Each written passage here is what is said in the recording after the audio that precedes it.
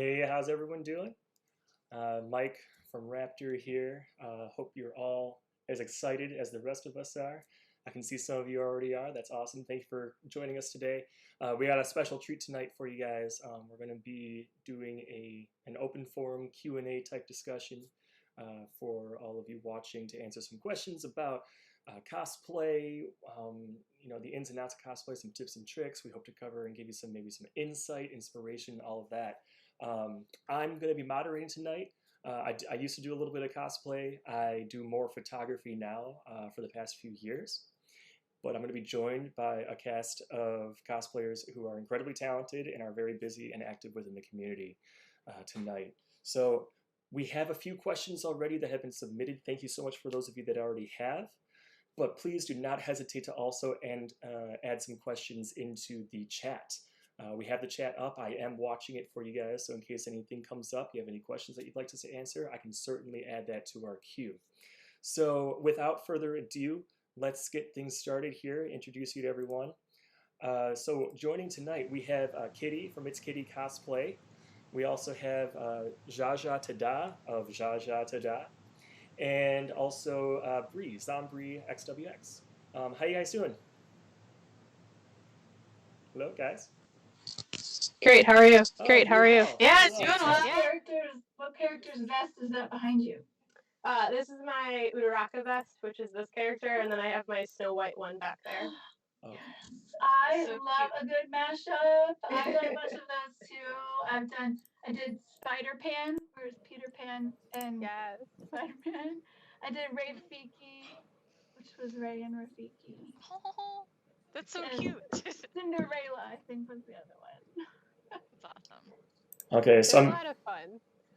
Good. I love seeing the punk ones though. Those are so cute. Okay. I don't think if I've done any mashups. I think the closest I've done is a long time ago. I did a Lady Gaga TARDIS. That was one of my first cosplays. So that was kind of a fun mashup, I guess. Sounds amazing. That sounds fun. That's just where you can see like mashups are so creative because then you just kind of pick like, okay, how do I make this element from this character also be for this character, and like what's recognizable about each character and how do I put them together? Right. Fun. Okay. Fantastic. Well, I think I got this fixed. I'm getting confirmation from people on. Hi, Chicago Princess Shay. How you doing? Welcome to the stream. We were having some technical difficulties, but I think we're about there. I'm just bumping our panelists' audios up right now. So fantastic. I know that it's been a little rocky start. Thanks for bearing with us, you guys. It's the first time we've been doing something like this. So yeah, I guess my question for all of you, this is something that I think is on all of our minds. How are you doing? We've been stuck here in self-imposed quarantine almost for weeks. How's everyone? How are each of you doing? How are you doing okay? I mean, every day is a little bit different. I take, every day one step at a time. I think what's kind of getting me through is just seeing how creative people have been as far as finding ways to connect with people even while being quarantined inside. So that's kind of one uplifting part of it. But sometimes it's hard because I'm a social butterfly. I'm an extrovert, so it's a little tricky, not gonna lie. See, I'm an introvert, so not much of my life has changed, to be honest. You can see my shirt, no bothers given. I'm just kind of like taking it day by day. Yep, just like some days are worse than others. Spent the day struggling with unemployment, trying to get that figured out. But then other days, I'm right there with you. I don't have anywhere to be. I can play Animal Crossing all day. So like it comes and goes. So one thing that I'm remembering is also one day at a time, and this too shall pass. This won't last forever, so we all just gotta hang in there. Fair. That's fair. Yeah, well said. Yeah, Sorry, continue. No, you're good.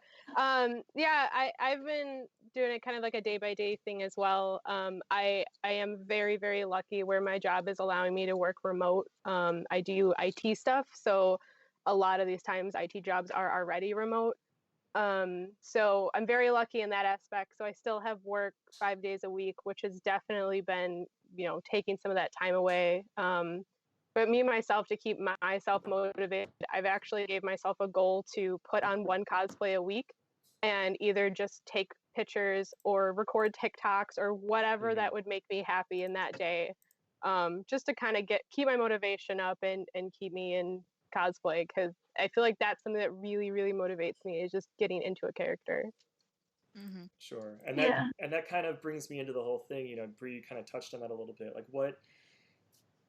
obviously we're not alone through all this. One big thing that we have going on is a lot of people are just kind of, we're like Laura, I think Laura was talking about, we're used to going out, we're used to socializing, we're used to going to cons, we're used to going to our own events that we host, and things like that. The big thing that a lot of people are having issues with is how to connect with each other and how to essentially stay sane. Like, do any of you have any suggestions or some advice? Bree, you touched on it a little bit. I want to hear, some more from each of you. Like, any suggestions or advice on how people, cosplayers, photographers, can kind of stay sane when all this is going on. Yeah, I have some thoughts on that actually. Do you? I it's been on my mind. So one thing that I've been kind of preaching a lot lately is the pandemic doesn't have to equal productivity. So I know, at least when this kind of first started, I was like, oh, now's my chance to get all this stuff done. But I mean, we're all collectively going through something kind of bad and struggling. So if you're not able to like be super productive and get a lot done and get a lot of content out there, finish your project, I think that's okay. And I think it's important to remember that it's okay to just take a breather. Like I've been telling people, the world is on pause right now. So now is your chance. You can be productive, but you can also not be productive because nobody's really expecting anything from anybody right now. So now's your chance to also just like sit back.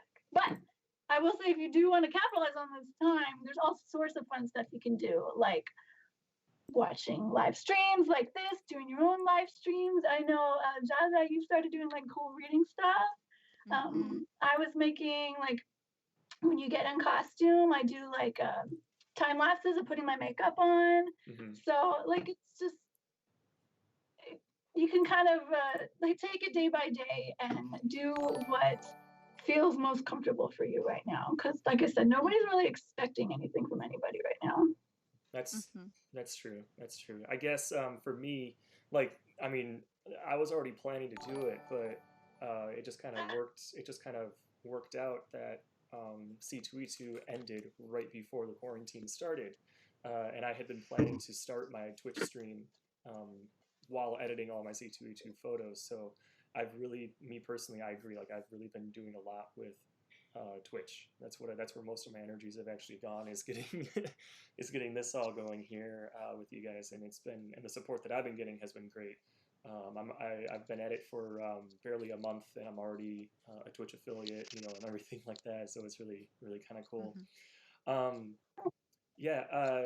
Laura, she also mentioned that you are doing a stream. You started Twitch streaming a little bit. Like, what have you been how have you been going through that? Yeah, so with the whole COVID-19 thing, I did digital marketing for hotels. So you can imagine that kind of almost immediately I got furloughed from my job. And so that's where I'm at right now, with a bunch of time on my hands, and I have to be really savvy with my money. And so I can't make all these elaborate projects. I can't do another Belle dress like that right now because I have to save money, and it's frustrating. Sometimes I'll see posts on groups like, what project are you working on now? I would love to work on a big project, but I just can't spend the money right now. So kind of what I've been doing to help with that is using the cosplays that I have to bring joy to other people. So I did the whole I'm starting Twitch again. I'm about 3 weeks in. I'm still new, figuring out. But yeah, I'll dress up as Belle or a pirate, and then I'm also an English major. Like, I'm obsessed with books, so it's a way for me to like read more and revisit books and be like a book nerd, and then not only like read and research the stories, but also like be able to kind of teach about it to other people and help them appreciate like poetry and stuff. So doing these story readings as Belle or in cosplay is a way to keep my cosplay alive. Also, it gives me something to research and get excited about, something I'm passionate about. And then I also get to bring joy to other people while I do it. So that's my current project, and it's been a great way to help me get out of bed, put on a bra, put on makeup, and feel like I'm being myself. Yeah, and I think too, because now I'm lucky because I've got roommates, but for people who like live completely alone, you can go a whole day without talking, which is a really weird concept. So for me, having the Twitch stream has been a way to like talk out loud to people, and that's been very helpful too. But I think no matter what your situation is, if you are like eager to make something but you just don't have the money to, find ways to use cosplay in other ways, even if it's not creating a new one. Or how many of you have like stashes of old fabric just like waiting to be like used and turned into something cool? Sometimes it can be face masks. I've been making a lot of face masks now to help people out, and using all the old fabric that's like 10, sometimes 15 years old, and I'm like, haha, it's great that I kept this. It's very right, and now it has a purpose. but yeah, look at that old fabric. Look at what you have and make something fun with it. So that's my Yeah, advice. I've seen a lot of like closet cosplay challenges, and that's something I really love, just being like super resourceful of like, okay, I had to do this for C2E2 even before all of this because I was broke. And I was like, how can I do my cosplays without spending any money? And so I was like, okay, what old cosplays can I recycle things for? Where can I pull these pieces? What can I change? Like, what do I have in my house right now that I can turn into something else? Even if it's like, because we're not going anywhere. So for a picture, you can kind of like fake things. So it almost makes it a little bit easier. But like, I've been enjoying seeing everybody's like closet cosplays, or even like just like pulling out like an ancient one, like your first cosplay, and being like, what happened? Like, let me just put this on and have a throwback or something. So there's ways to like keep it going without bringing new stuff into your house. Yeah, I guess some people are definitely in agreement with the whole unused fabrics pile thing. I'm seeing some comments here. We got solidarity. Devon Photo, Stellar Fox Cosplay. They're all talking about it a little bit, and it actually looks like some people are actually diving in, like you, Laura, diving into the unused pile to make some homemade masks for the quarantine itself. So yeah, we're not alone with all that. Hoarder. I'm sorry, say that one more time. What's that? Oh, I said I feel justified in being a hoarder with my craft supplies, with my leather working and my fabric piles. This is the rare occasion where we have that. And I feel like doing something like that, like making the masks, that can kind of help with sort of some of the mental health aspects of this whole thing. I know I struggled a little bit with feeling helpless, that like I can't do anything to help in this situation. Like, I haven't been able to make the masks, but I do deliver groceries, and that feels very helpful. People are very grateful. Plus, also it makes money because I'm laid off.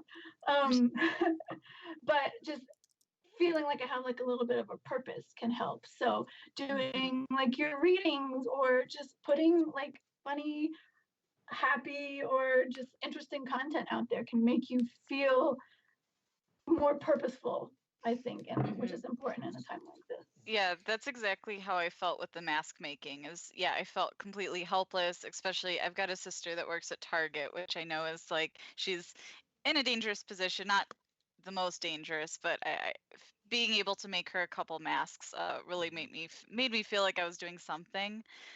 So yeah, it's a good And Laura, way you to even go. mentioned it. You were saying like, I need a reason to put on pants, or in your case, a bra, or something like that. I think that just doing it anyway is helpful. Like, you know, it's just waking up and staying in your PJs, and then going to bed, waking up, staying in your PJs, going to bed, waking up, staying, and all that. Just going through that cycle really just kind of can have. Like, it seems comfy at first, but I feel like it can have a negative impact in the long run. So just like Yeah, no, making yourself wake definitely. up Like and get really dressed, like not like dressed up, but just put on real clothes as if you are going to go outside. I think that alone is a huge mental improvement. I don't know if that's the right word, but you know. Sorry, Bree, you're going to say something? No, you're fine. I totally agree. Like I try to get dressed up for work every day. Like I'll still try to put on some kind of shirt that is like, you know, what I would be wearing to work, even if I'm in more comfortable pants. Just because it helps me go through that cycle of like getting ready and doing everything that I would usually do, even though I'm just, you know, going to sit back into bed to do work. But I'm ready, and I feel different when I'm like actually dressed for work and ready for work compared to like I just got up, put my laptop on me, and called it a day. Yeah, that's a good point. I found also sometimes when I can't like switch from comfort to doing stuff, like I had to edit photos and stuff too from C2E2, like randomly putting on shoes makes me feel so much more productive. Like I don't usually wear shoes in the house, but like wearing shoes makes me feel like, okay, now I'm like in work mode. Like, and then when I take the shoes off, now I'm done. I've never heard that one. I might have to try it. That's a Right. really I good may have idea. just made it up. It might just be me, but That's hey, a I'll really try good anything idea. at this point. Why not?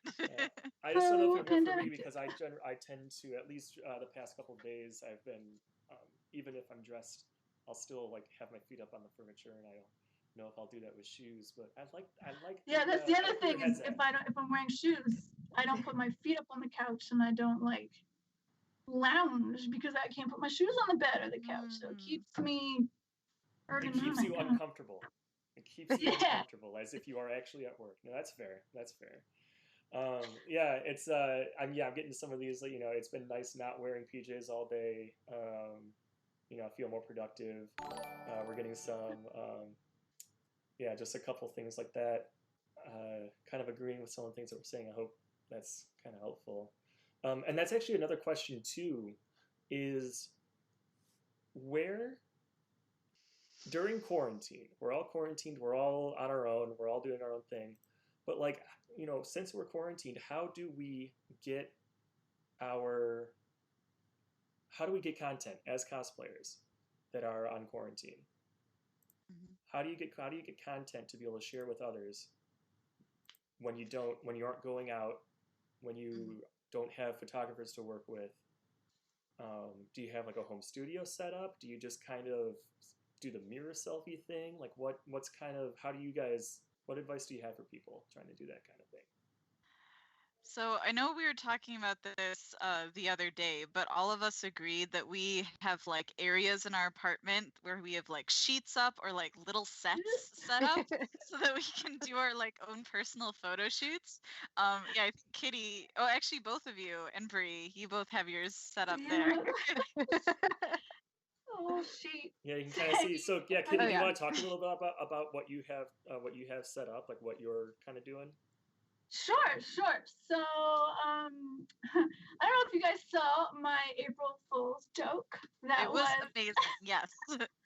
I did a Playboy bunny, but I was like full Captain Hook face. Yes, and you had the hook. Fake nose, chin, and the hook.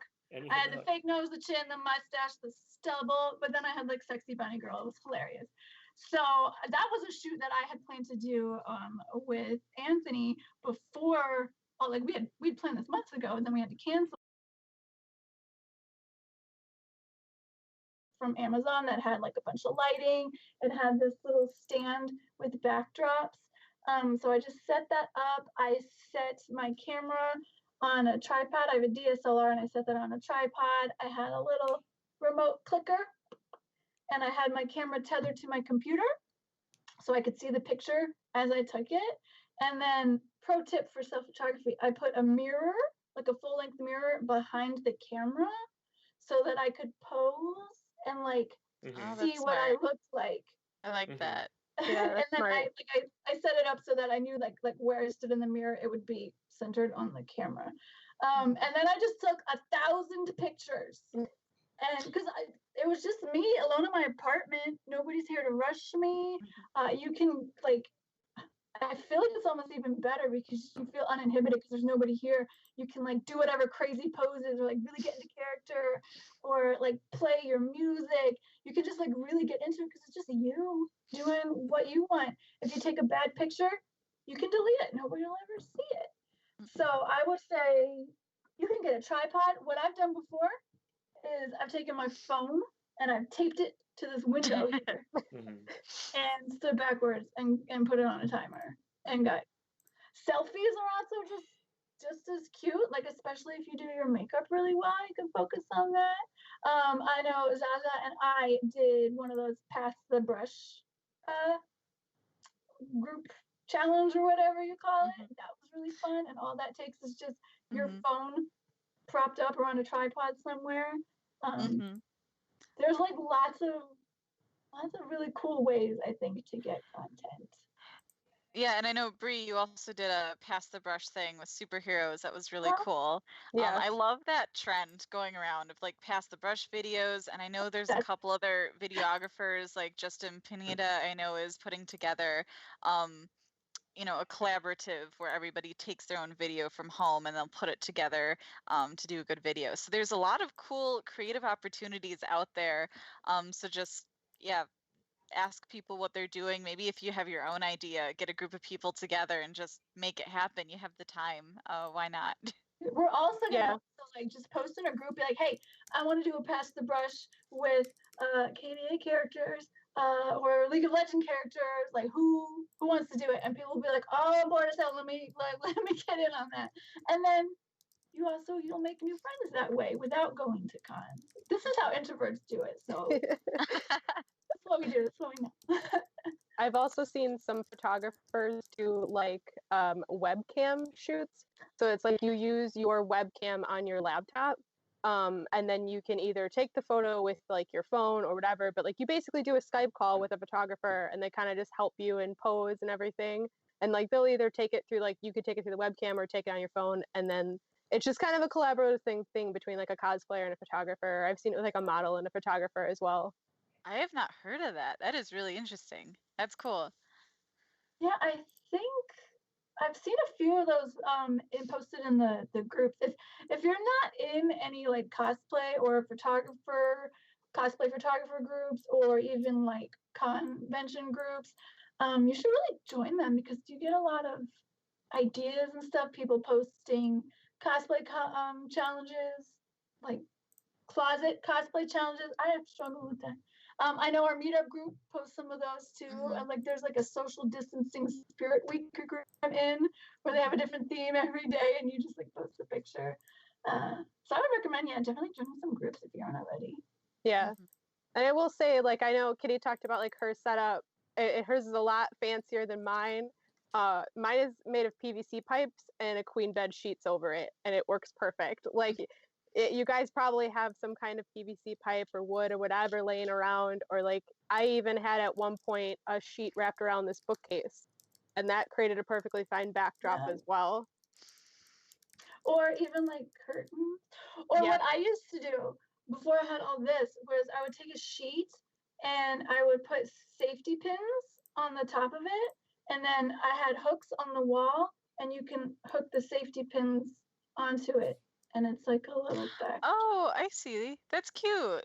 That's really smart. I'll have to take a picture of that someday. I still have some of the nails in the wall. And then you can change it out, and then it doesn't wreck your sheet or your wall because you get those like little removable hooks or whatever, and the safety pins in the sheet. That's a good idea. That's why I like seeing everybody's resourcefulness. Like Right. sponge cases and PVC pipes and doorways and stuff. Like Mhm. everybody's just getting super creative right now because we have to. And we're all Kind of cool. crafters by trade, so it's just like, Right? you know, Right. it's already kind of in the wheelhouse to kind of come up with ways of, you know, making a backdrop or something like that. Like, like, you know, Zsa Zsa, I know that even you, you know, for your story time reading, for your story time reading, you know, you're just kind of just using the bookcase, one of your bookcases that you already have set up in the living room as part of your set pieces. Yeah. for the Well, we're theme. lucky. We have a very old apartment with just really cool wood columns and stuff, and I have like a I know this room isn't very old-fashioned looking, but the rest of the apartment does. Like you can see behind Michael, just the old dark wood. So that's kind of what I used for my set for Belle. I've got my big tall bookshelf, and I've got some like dark wooden columns and like candles, and I have like my globe, and I just naturally created um just a tiny nook, this tiny little corner, just enough for the camera to be on me, so that it looks like I'm in this elaborate library. But yeah, you can get creative with a little space, that's for sure. Mhm. Yeah. And I know that we tried to touch on this a little bit, but just because I know there's some new people in on the stream here, and we were having some audio issues towards the beginning, I kind of want to just kind of bring us back a little bit and just kind of get back into another question of how we all got started. Just briefly kind of talk about it. How did we all get started in cosplay? What was our gateway? Was it a person? Was it a thing? Was it a show? Did you see something? Like how did we get started? Bree, if you want to take it to start and tell me, you can start on how you started. Sure. So like I said, I got started back in 2013. And I will say, like, I don't have the best story. I had an ex who his family really enjoyed doing cosplay, and his sister really, really wanted me to cosplay with her. And I was like, I don't know what this is. Like, this is my first time going to convention. Maybe I should go as just like a normal person. She's like, no, no, no, it's so much fun if you actually go in cosplay. And I'm like, okay. So like she convinced me to go in cosplay. And I remember we did Elsa and Anna. And I remember like I was like sewed into the Elsa dress, and like I absolutely like I love the costume, but like I hated it at the same time because it was just like it was so tight on me. I was sewed into it. Like the wig was like a really horrible like eBay, Amazon, Elsa wig, and I was just like, okay, I loved this. It was a lot of fun, but like I could see how I can have myself improve and get better at this as I go. So it was really kind of chalked into it, and then it became like a huge passion because I was just like, oh, I can see how I can improve this, or I can see how I can do this. And just seeing everyone else at the con with like their huge builds, it was just like I had starry eyes, and I was just like, I love this. I want to do this now. Aw. So you saw the thing happen, and you're like, I must do that. Yep. I must be one of you. Cool. Anyone else got something fun, or just kind of? Yeah, so for me, it was 100% one person that got me into that, and that was my friend Jess. Some of you might know her. Yes, I know Jessie. Hinoxilus. She works for Art of Wigs. But Jess and I were best friends in high school, and uh, she would go to ASEN and she cosplayed before me, and she was like, Laura, you're an artist, you're a nerd, you would love this. And so she forced me to cosplay as Faye Valentine from Cowboy Bebop, and we did a Cowboy Bebop group for ASEN, and she helped me completely with how to do it. And back then it was a lot harder to cosplay than it is now because finding patterns, there was no cosplay section in the Simplicity magazines and all that stuff. You would have to find like a coat pattern and then use the top half and then Frankenstein that with another pattern. Like it was really hard to cosplay 10 years ago, and I'm so excited that it's easier now.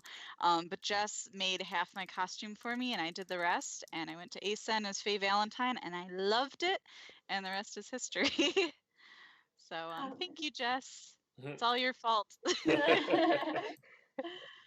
Well, I got into it. Like I said, I did the Princess Party company thing for a while before this. So it was already like I was, dressing up professionally, like for birthday parties and stuff. And then one year, my boyfriend at the time, Remy, we went to C2E2 just as people, just to see what it's about, because I'm into like nerdy stuff already.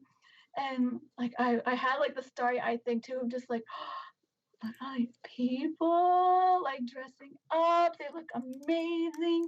They look like they're having a blast. I remember we saw like a Ninja Turtle in the trench coat thing. Like we got a picture with them, and I was just like, oh, next year I am coming back in costume. And I forget who I was that first year, but I think I was Tinkerbell. Oh, no, I went with my friend Samantha, and she was Harley, and I was Ivy, and we got there really late, and we got there so late, and it took us so long to get from the front to the convention because people were stopping us for pictures because, I mean, we looked amazing. Then we didn't. We missed the convention. It was closed by the time we got there because we got stopped so many times. And then I went back as Tinkerbell on Sunday for Kids Day, and like the kids loved it, and I was just like, oh, doing this always. When's the next one? Wizard World, I'm there, and I have not been able to stop. Aw. Actually, that's one of my weird confessions is I only just this year found out at C2E2 Sunday is Kids Day.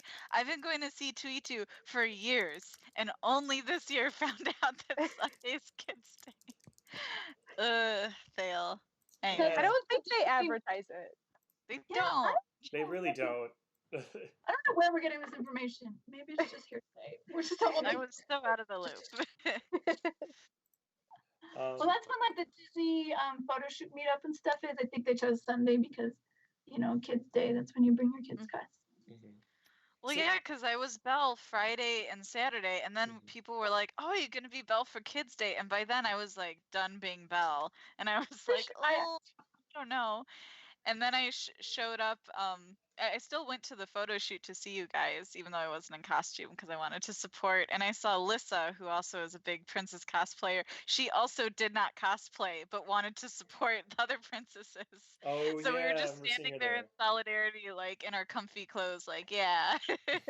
We're with you. Yes. We're just comfortable. That's all. Yes. I do remember that. Yeah.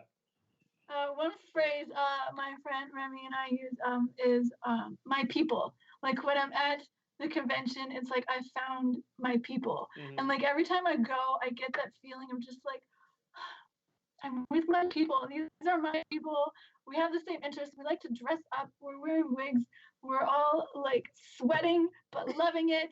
And like I said before, I'm a huge introvert, and that is my social interaction for the first half of the year. I think that's enough for me. But I love it because we're all the same. You think we're there in solidarity for each other, even if we're not in costume. We're like we see people cosplaying from the niche fandom that we love. And we're just like, yes, we kindred spirits. And It's so much I love easier to it. make friends at a convention than it is anywhere else, just because of that kindred spirit, that camaraderie of like, this is my tribe for sure. Yes. The most I ever tribe felt makes- that in was probably, I mean, not probably, it was Star Wars Celebration last year when it was in Chicago. Laura and I were walking around, you might remember, and it just the people at panels and all that just kept reiterating this fact. It's like, this is everyone who is here likes Star Wars. It's not like, oh, a lot of them do. It's like, no, they all do. That's why they're here. That's why they shelled the money out to Right. be at this convention.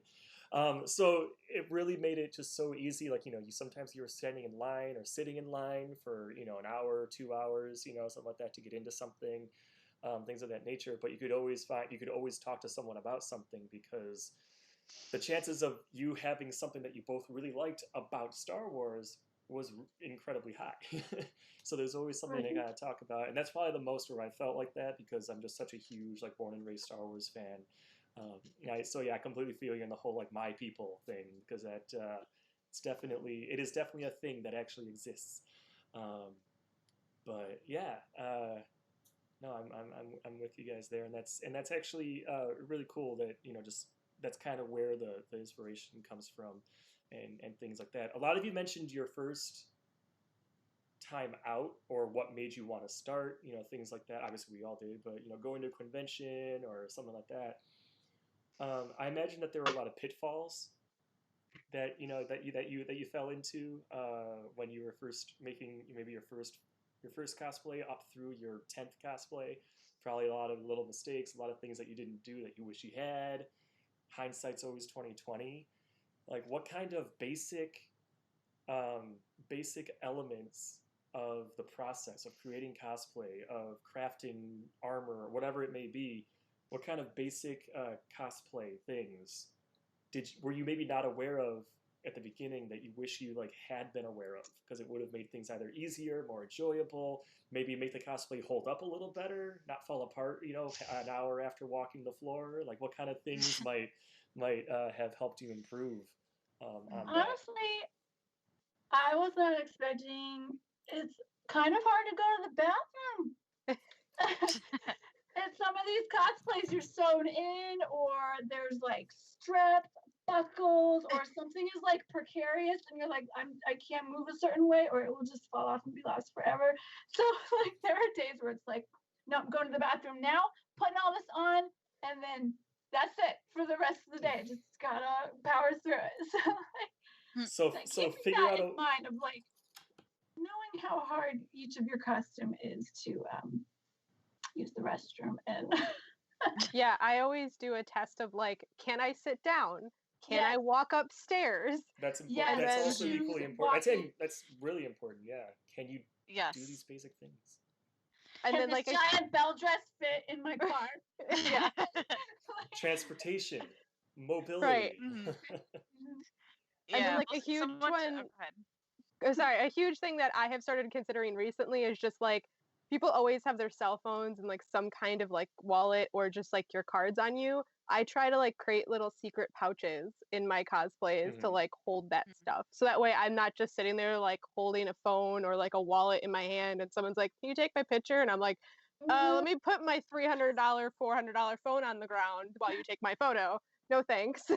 Or you're like, I'm completely the same way. Like now when I make costumes, I keep phones in mind. So like when I did my Mara Jade, when I did the leather belts, that was all completely hand leather made, but I specifically made pouches the size of my phone so that it was, and for my money clip, and so my belt itself was an actual functional belt to hold my stuff. When I did Belle, I used a picnic basket because that's something that she would have. So it looks like it's part of the costume, but like it doesn't look like just a purse or whatnot. So I'm with you. That's something I did not consider when I first started, but now I always consider it. Yeah, that's a super, super good point of like, how are you going to carry your stuff? Like Jack Frost was great because he had pockets. It was like one of the first times I wore a costume with pockets. I'm like, this is the most wide on all of my costumes. I'm a princess, like stuffing stuff in here, like trying. Or I have like this bra all the time. leather bag that matches. Yeah, I've only ever done. I mean, so this is another thing. It's just the same. The same thing for women, for regular like day-to-day women's clothes. Also, I feel like goes with cosplay, unless you're thinking ahead, like the three of you have discussed now. Women's clothes, just like unlike men's clothes, tend to not have real deep pockets. Men's cosplays tend to lend themselves to automatically having pockets, automatically having utility belts, like things like that, for the same thing. So I personally have only experienced the issue of what I'm going to do with my stuff, like maybe once or twice, and that's because I was doing a cosplay where I'm literally a monk that has no shirt, just like torn pants, and that's it. Like he doesn't have a bed because he's essentially dead, and stuff like that. But otherwise, everything I've done like Todd Ingram, I've done Wally. I mean, Wally, I'm literally wearing overalls that have like cargo pockets, and I was carrying a lunchbox around with me, so like he had everything. So for me, having to think about that has never really been a problem until suddenly it was when I was that monk. And I'm like, Laura, what should I do? And she's like, ha, ha, ha. And just kind of just laughed at my expense.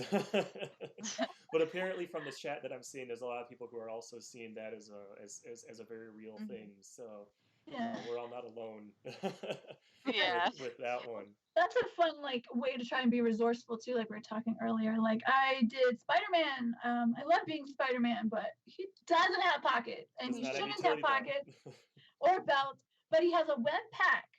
So Yep, I I love made that. one of those. So it's kind of like thinking like to your kid, like what would my character. I have like a leather bag that works for a lot of characters, or like I was Cruella de Vil once, and I like went to the thrift store and I got this like fancy like fur bag looking thing, and I'm like, it fits the character. So like trying to find bags or pouches or something that fit your character, or just picking characters. Like when I first put him on, those are male pants and the pockets go all the way down my thigh. Yep. I was like, there's something wrong here. Like, what? Pockets can be this deep? So maybe that's why I like to do the crossplay more often now, because of pockets. Yeah, and the other one was shoes. Like that's when I first started, I would wear really high, sexy boots with stiletto heels and everything, and now I pick shoes that are comfortable for cons. I've even gone so far as to buy inserts for certain boots just to make sure that I'm comfortable. Because for any theater nerds out there, you'll know that like when you start practicing for a role, shoes are one of the first things that you should wear even before costume, just because the way that your feet feel, it translates into your whole body and your whole movement. So if you don't feel comfortable, then you're going to have a lousy time in cosplay. So if you do have a character that where you do want those sexy boots, that's okay. Just bring them along for the shoot and switch them out for the shoot, for the picture, and then when you're walking around, be comfy. Or plan that one for your last day too, because I wore heels as Marilyn Monroe this year on Saturday, and then on Sunday I was like, that was a bad idea, and I'm like walking around like, oh, so sore from wearing those heels all day. The inserts are a really great idea too, like those will save you. And then having, I know a lot of ladies will know this too, or maybe men, those like, you can buy these shoes that like roll up. Yeah. And you can put them in your bag. They're just like tiny little shoes, and you just can roll them up and put them in your web pack or, whatever bag that you need. So yeah, I will specifically buy shoes like a half size or one size larger so I can put inserts in them. So that way it's not like squeezing my foot, because like the shoe size is my size. But if I go like a half size up, then I know I can put the insert in them. So like when I'm picking out cosplay shoes, I always go either a half size or one size up. That's smart. That's good. I like how most of the conversation isn't so much here, like things that I did wrong to make the cosplay work, and it's more like, here's things I didn't do that made my life a living hell. Yeah. Yes, learn from other cosplayers. Right. What else? Keep them coming. One thing was I have learned, I didn't wear it for this, was this is a wig grip. Okay. It goes what on is your a wig grip? forehead like this, and it helps with the like if you get like a tension headache and stuff from wearing your wig so long, this can help with that. I have found it helps a lot. Oh, so cool. Wig grip, I got it on Amazon. I wish I could take my wig off and show you, but I put my wig cap on backwards so that the stretchy band isn't on my forehead. That's the tightest part. Okay. That part isn't on my forehead. I turn it around, so the netting part is on the top, and then this goes over it, and this keeps the wig in place. Oh, I'm halfway there because I do that. I have it backwards too. Not by choice, because I thought that's how it went. But that's cool. Works for me. Well, and I was losing my hair too. That's the other thing is, when I worked as a princess, I was in costume every weekend, several times, and I was losing. It killed my hairline. I was losing hair, my little baby hairs. I lost my widow's peak. It's coming back. So I had to switch because it was just killing it. So I had to switch the way I wore it. You can see it in some of my makeup time-lapse videos. You can see how I put it on, and I put it on backwards and then put the wig cap on. The wig grip on. And this wig grip keeps your wig on your head, so you don't have to use so many bobby pins. And it helps with headaches, and it helps with not losing your hair.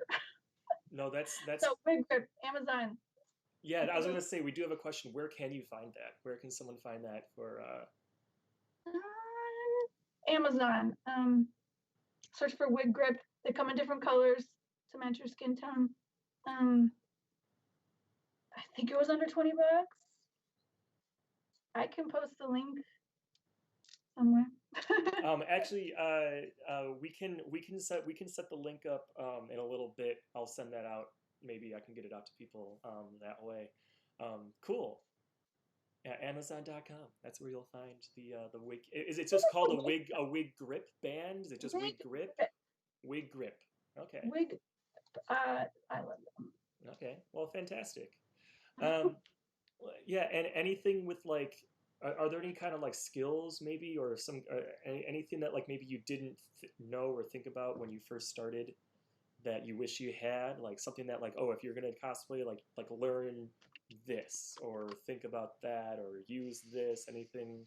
I honestly don't know. A lot of my cosplays, I start with, a lot of them are really built heavily off of existing pieces that I just kind of work with. I have very little from scratch cosplays, so.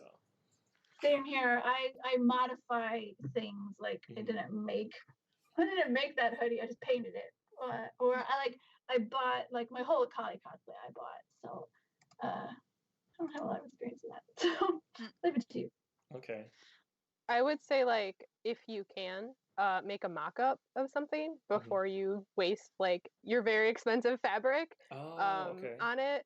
So like I like to go to thrift stores and buy like sheets and curtains and random stuff, or even just get like muslin from Joann Fabrics because that's pretty cheap as well. And if you can make a mock-up and you have time to make the mock-up, I'd recommend making a mock-up. For someone like me, I'm very disproportioned. If I choose like a size on a pattern, it will not fit like my entire body all the way through, and I have to adjust it to fit my body. So mock-ups are like my huge thing. Is I will usually make a mock-up of something if I'm making it for my like to fit myself perfectly. Yeah. Yeah, that's really good advice. Either that or just buy extra fabric. Like just accept that you're going to make mistakes. So just build and get a little extra fabric, or buy like some extra eyelets or extra elastic. Just accept that you're going to make mistakes. But other than that, I feel like through cosplay, you just continuously learn new skills. So I don't know if there's anything that I needed to know beforehand, because you just kind of like learn as you go. You'll learn a little bit of beading or leatherworking or sewing or crafting and armor building.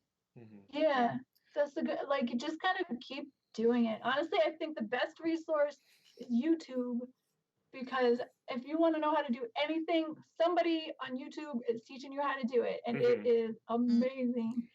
The thing I've learned is wigs, like that green wig right there. It used to be blonde, like the Tinkerbell one, but I watched a YouTube video on how to dye it with permanent markers, and I did it.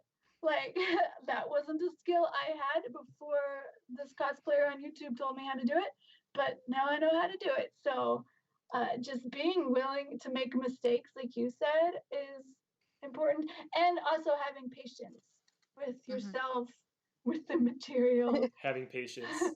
Don't try and rush things. You rush things, you make mistakes. You know, and even if you don't make mistakes, it just might not come out as like, you know, lines just might not come out quite as well. Like, I don't know. Like, we'll see. So 2 things really quick. I gotta stop us because we have a special thing that just happened. Number 1, we were asked for a globster dance. A globster dance. Laura needs to have a globster dance.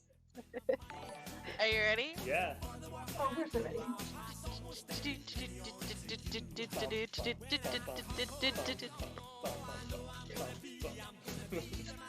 You got yourself some proclaimers going.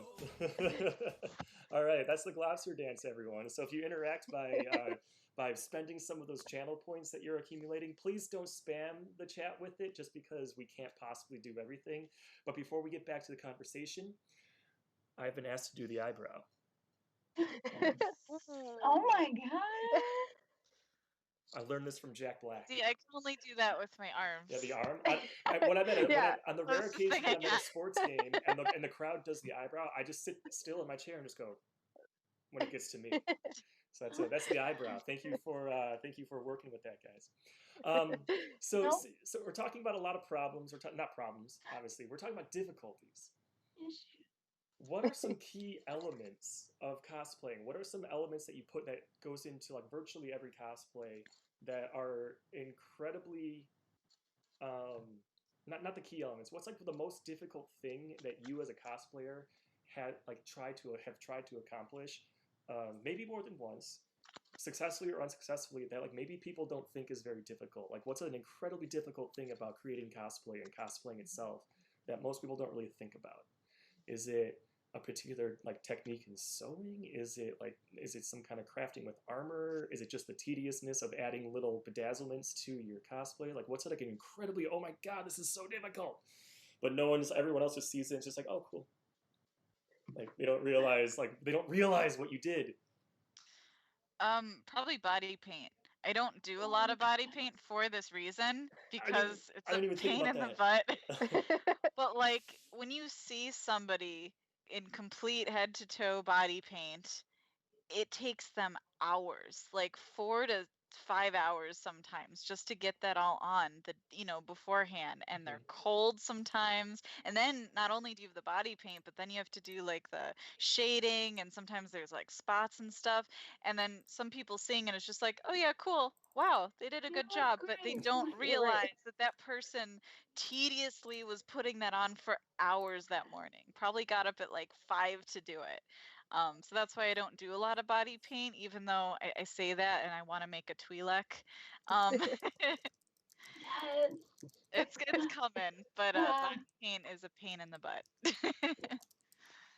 Kind of on that, but even simpler for me, honestly, I cannot figure out contouring.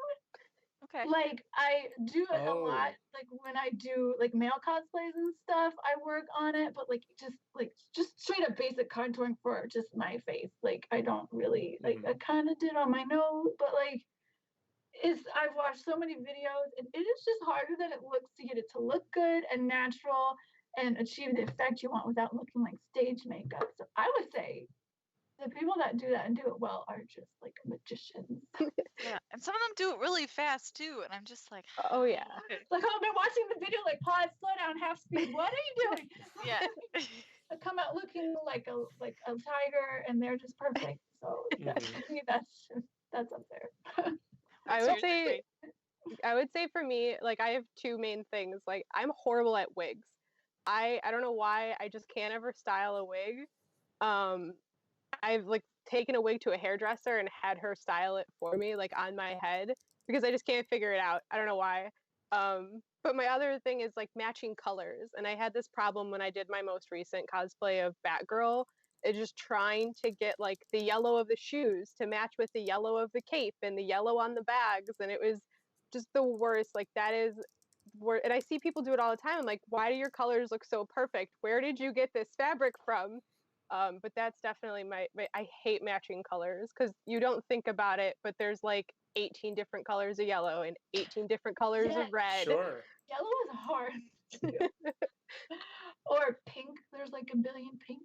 Yeah, that's I will true. say wigs is up there too. I don't know if you can see, but the freaking swoop that Rapunzel has in her bangs is soul crushing to try and do. And I've been doing it for years with my business, trying to her and Ariel and Belle's freaking bangs. Like bangs on wigs are really, really hard. Like that's why I'm wearing a hat. I kind of have like Tinkerbell's going, but there's an art to it. Those wig crafters, I've been doing it for years, and I still feel like I'm like mediocre, like good enough, but like not great. Like, and they'll just do beautiful swoop, and it's like. So with that though, and there's a lot of people who, like myself, I for the first time styled a wig,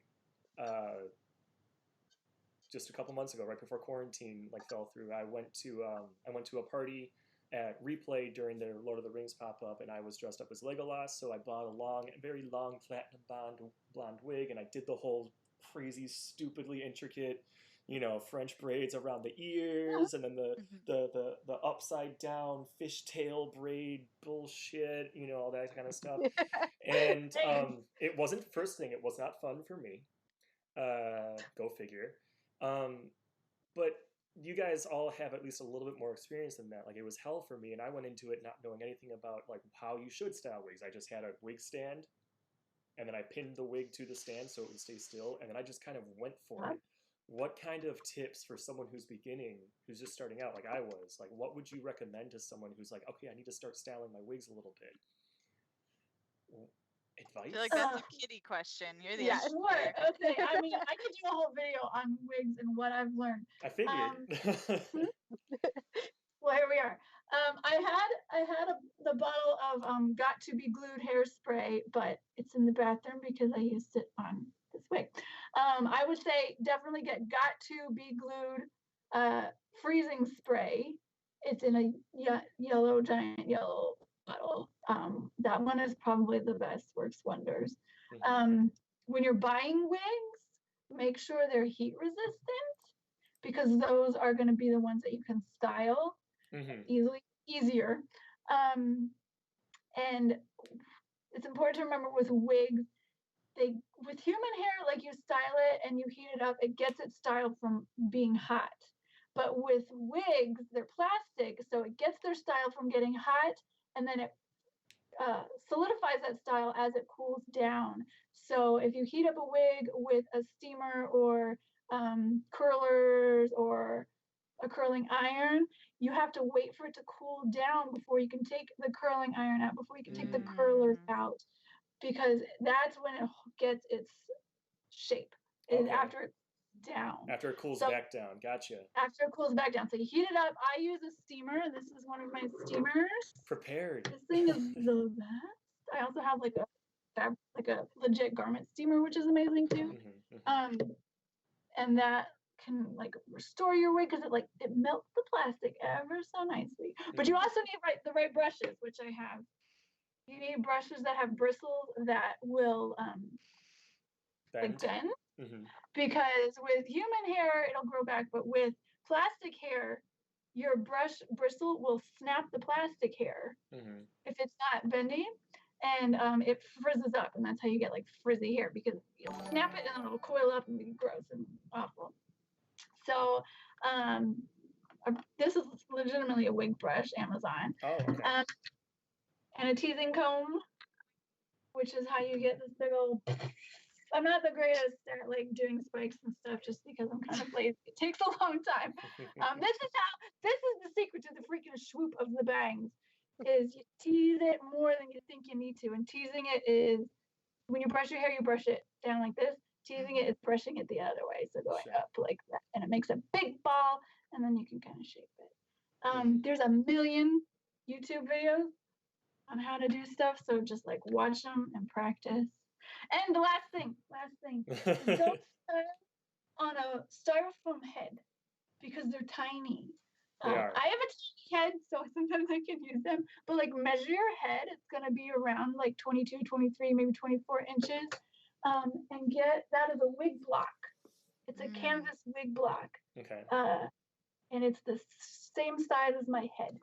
So that will ensure that the wig I style, especially if it's like an updo or like pulled back at all, that it'll fit my head and it won't be like pulling back, or you won't see spots because it's too small. If a wig is creeping back on your head, that usually means it's too small, not that it's too big.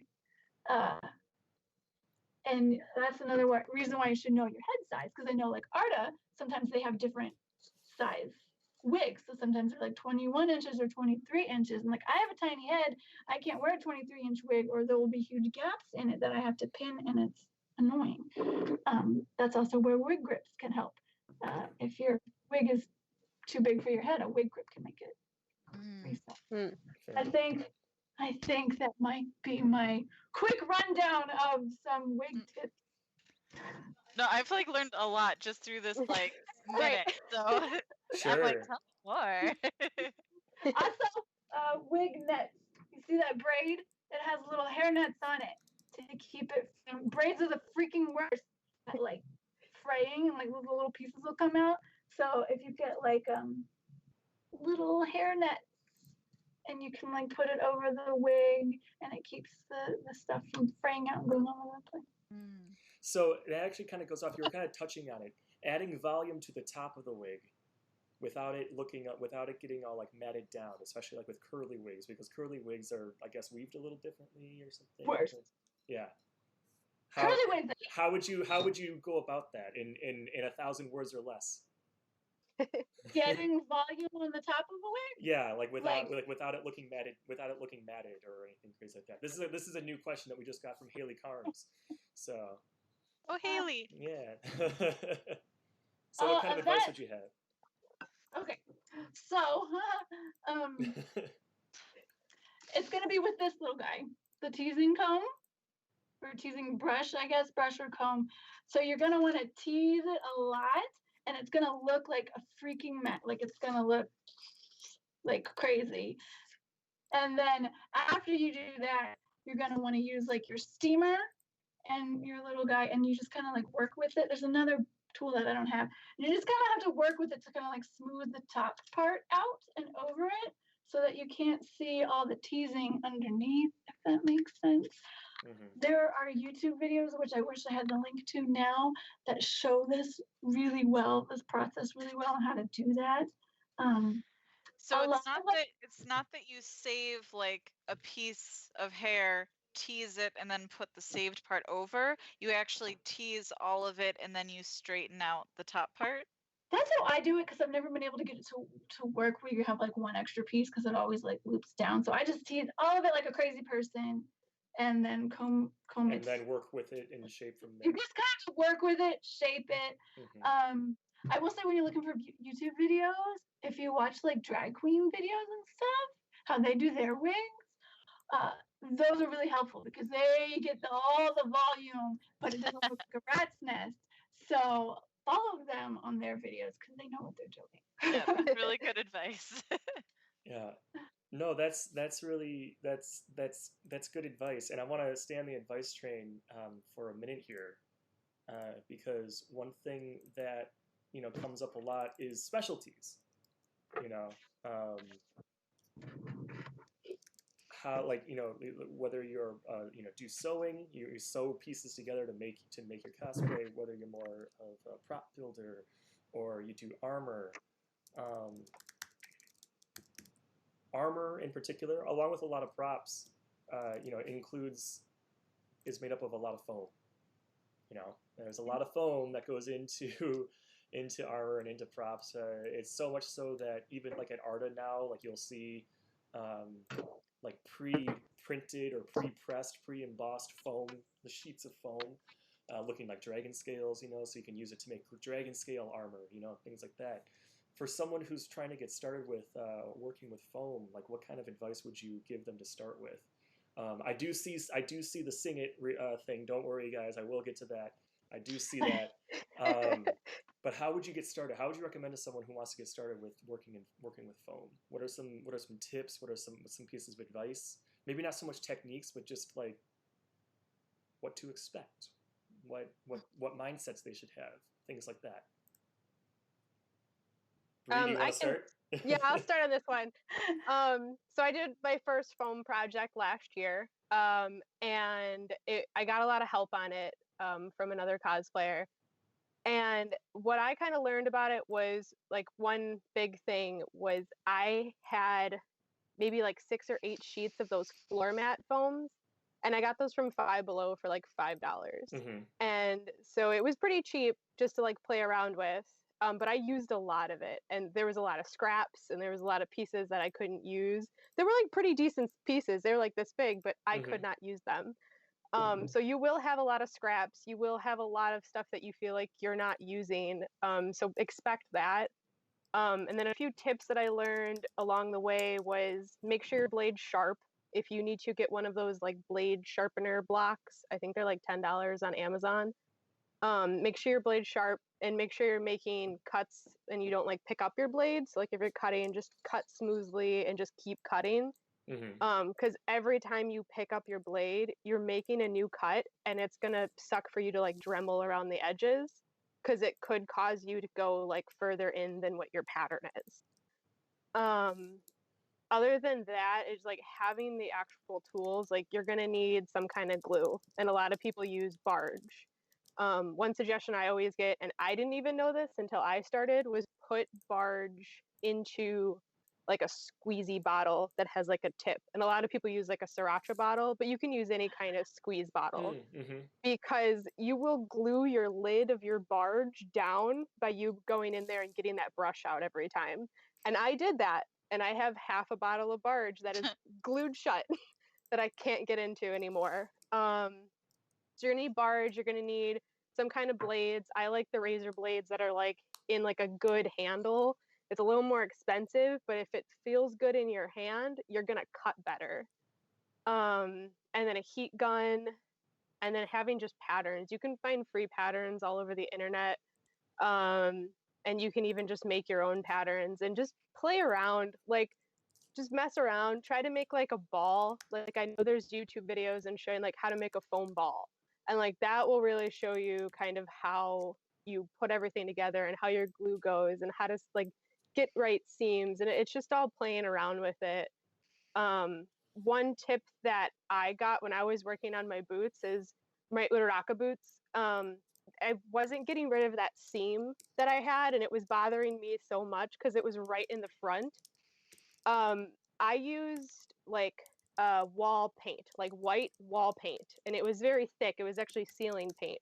And that created a really nice flat place to be able to paint on it. So that way you didn't have like those seams as much. And you like, I think I plasti dipped those 5 times. You'll go through so many cans of plasti dip as well. I think I plasti dipped them 5 times, and I still didn't like how the seam looked. So then I went over the plasti dip with the ceiling paint, and it created a very nice, smooth place for me to be able to start painting on. And yeah, I think that's everything I have. Yeah, sure.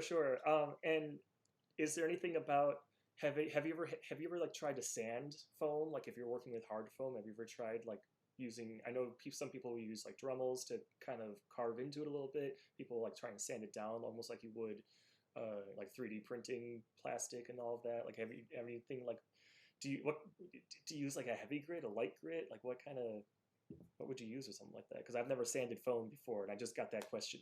So I don't know the answer to that, unfortunately. I just use whatever was on my Dremel, because I don't have a bunch. Like I've lost a bunch of the different bits, so I just use whatever was on my Dremel. Okay, that's probably a pretty coarse grit on there. Usually they're pretty coarse to be able to cut in really well. So okay, cool.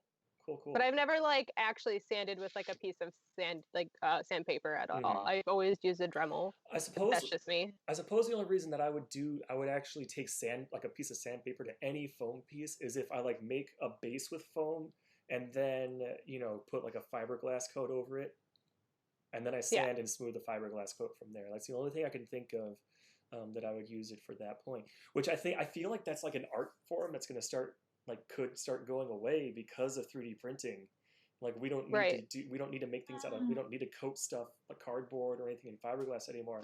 Me personally, I'm cool with that because I made an arm cannon for Laura's Eve cosplay for Wally a few years ago, and everything was really, really simple and easy except applying the fiberglass to it. That was like, because you only have like a very small window to work with it before it hardens. And it's just like, so I'm all for it. I have seen people do like, now that they have like the 4-way stretch. Go ahead, sorry. No, I coughed. Oh, I've seen where people have like the 4-way stretch fabric now. People will put that over like a foam piece too. They'll put that on a foam piece, or they'll like they'll put the 4-way stretch fabric over a foam piece and then like glue it onto the foam piece. Okay, and that creates that's interesting. Yeah, so if you wanted like a armor, like let's say like a shoulder piece to match the rest of your outfit, you could just put whatever like that fabric you're using, as long as it's a 4-way stretch, and put it around the foam. That's an interesting idea for sure. Yeah. So I want to kind of take things away from, take things away from like the technical side of things, I suppose, and kind of get more into the back end of it, how you're networking, how you increase brand awareness, things like that. Like what kind of things do each of you do? Some of you might be doing some similar stuff, or like what kind of because I know with photography, I'm doing a lot of this. I'm doing a lot of Twitch. I'm doing a lot of just posting to Instagram, things like that, just kind of showing, just showcasing my work. But what are kind of things for cosplayers that they can do to increase their brand awareness, to help build their brand and um, make themselves more recognizable, things like that. Kitty, you're doing a lot with that, I know. Between Boys Can Be Princesses, you previously running the Disney Princess Party Group, and all the other stuff that you're working on right now. Like, would you like to start? I don't know. Sure, yeah. So I have done a lot of like businesses, and I guess that includes branding as well. And I was just starting to get into that with like my cosplay and stuff. So I can definitely talk about that. I would say like before doing anything, that you should really kind of like figure out what you want from it. Like, do you want to be selling prints, or do you want to be doing like tutorials and blogs, or how-tos, stuff like that? Or like kind of me right now, it's like I'm just putting content out there for now. Mm-hmm. So you kind of want to decide that, and you also kind of want to decide like your persona, kind of like, do you want to be like kind of in character all the time, or do you want to be like fun and or serious or very technical or goofy? Do you want your Instagram to be just all professional pictures, or do you want to have work in progress pictures, selfies, stuff like that? Kind of think about that a little bit, and then before you nail anything down, just like test it out, see how you like it on Instagram if you post work in progress pictures, or see how you like being super chatty in your posts, or see how you like just posting just technical details or something. You'll hit on something, you're like, oh no, I kind of like this. This is more me. Like with my Its.Kitty brand, it's very just like cute, fun, joyful, very positive. And that can help you get your brand. So that helps with like my logo is just like a cute font. I'm obsessed with fonts, so it took me like weeks. There's like 600 on my computer right now, and I picked one. And it's called Peachy Keen, which I thought was perfect. And then I picked the color, which is essentially this color. It's like a yellowy orange, because that has like the right vibe that I want. And then once you have your colors down, you can like, that can go in your logo. Like I made a website, and so that kind of makes everything cohesive. If you have like, it sounds kind of silly, but if you have a font and a color and like a persona, then that keeps everything cohesive. So then whenever I do like graphics, like I posted Happy Easter, I used my same font because that's what's on my website, what's on my business cards. It just kind of keeps everything cohesive, so people eventually might see that, like, here's my business card with my, and that's like my logo. It's just words. Okay. Yeah. And it's just words, and then the eye has a little kitty cat on it. Oh, nice. Like, and I made it. Like, it's not anything, anything amazing. You can go on Etsy, and people can do logos. But I, and thinking of a name too, that was the main thing. I changed my name like 4 times, I think, before I settled on this. I would recommend really kind of nailing it down and deciding what you really want to be. I know we were talking about this yesterday. I'm like, it has my name in it. So yes, Kitty is actually my real name. So it helps people kind of stick that with me a little bit more. And then the last thing I would say is, once you find your name, when you get your social media handles, make them all the same. So my Instagram, my Facebook, my YouTube, it's all Its.Kitty.cosplay. So that when I put it on my business cards, It just says. You just need It's that. like, Yeah. here's another tip since we're talking about business cards. You'll see this is a blank spot. These are the cards I give out at C2E2 or at conventions. I don't have any, but I print clear labels that list the characters that I was at that convention. So it'll say C2E2 2020, Saturday, I was Marilyn Monroe, Friday I was Flynn Rider. And then I just stick it on there. And then when I hand this to people, they look at it later. It's a collie on the front, but I was Captain Hook. They're not gonna. They'll read like, oh, that's just like Captain Hook girl. I know who it is. Yeah. And since it's a label, I can have a bunch of cards printed and just use them over and over.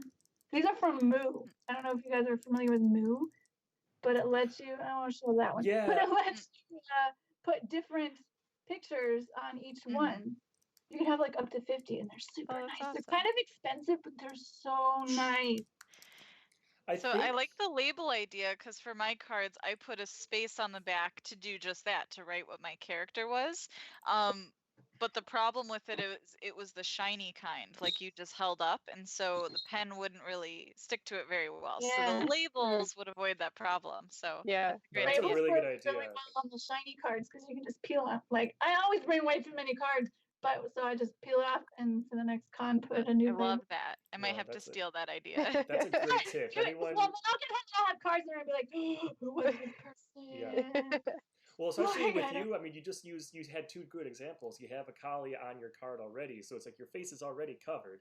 And then, handing it out as Captain Hook, it's like, that's not even your face really at that point. So having that, yeah. That's me. So if I give you this card, you but I was Tinkerbell, yeah. you're going to be like,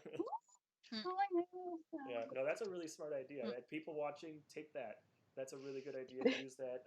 I would never have thought of it myself.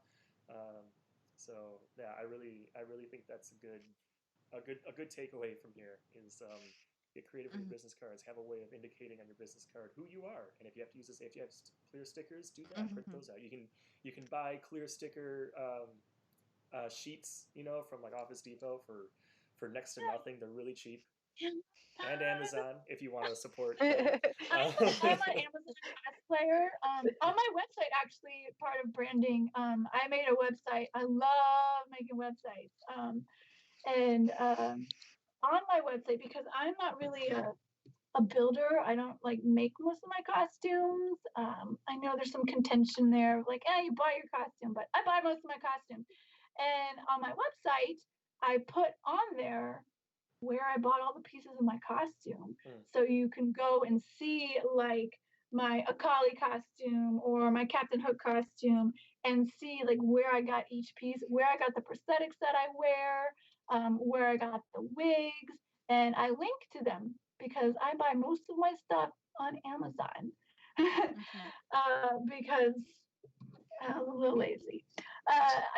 Between Amazon and Goodwill, that's where all my costumes come from. So I'll put like on my Jack Frost, there's a link to that exact blue sweater that I used, and then you can buy it and you can make it yourself. And then I will have to say there are Amazon affiliate links, so then I get a little bit of kickback. That's another way as a cosplayer that you can also like make money if that's something you want is Amazon affiliate links. If you're someone like me and you buy a bunch of your pieces.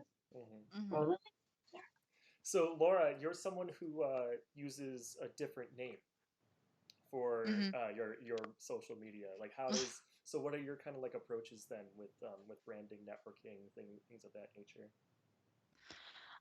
Yeah, I mean, it's certainly something I'm trying to get a little better with, honestly. But so my persona is Zsa Zsa. And it's something that started from burlesque, actually. And I really wanted to separate my Zsa Zsa burlesque persona from my Laura, more professional persona, just because you can imagine you really don't want those things to cross very much. So that's where Zsa Zsa Tada came from. So what I did is very similar to what Kitty said is my Instagram, and then I created a Zsa Zsa Tada email, and then my Twitch now is Zsa Zsa Tada. Everything is very consistent. And then I also use the same image on everything as much as possible to help, if somebody goes, to to email me, then they can see that same image as the one I use for my Instagram. So there's that consistency there. Something I still need to get a little bit better on, but I really do agree with Kitty that consistency is key with that. I think, and Kitty sort of touched on this a little bit, but I think if you want to take the next step is for building your brand is try to take the next step with your cosplay and be a bit of a teacher if possible. So whether you know are sew like I do and you want to write down all the details of how you sew or what sort of patterns you used, or if you you know, honestly finding the pieces on Amazon is art in and of itself, one that I'm actually bad at. So having someone like Kitty to post the links and be like an expert on that and help point people in the right direction. If you look at all like the more famous cosplayers out there, they're all people that try to help and teach other cosplayers, to be a champion for other cosplayers.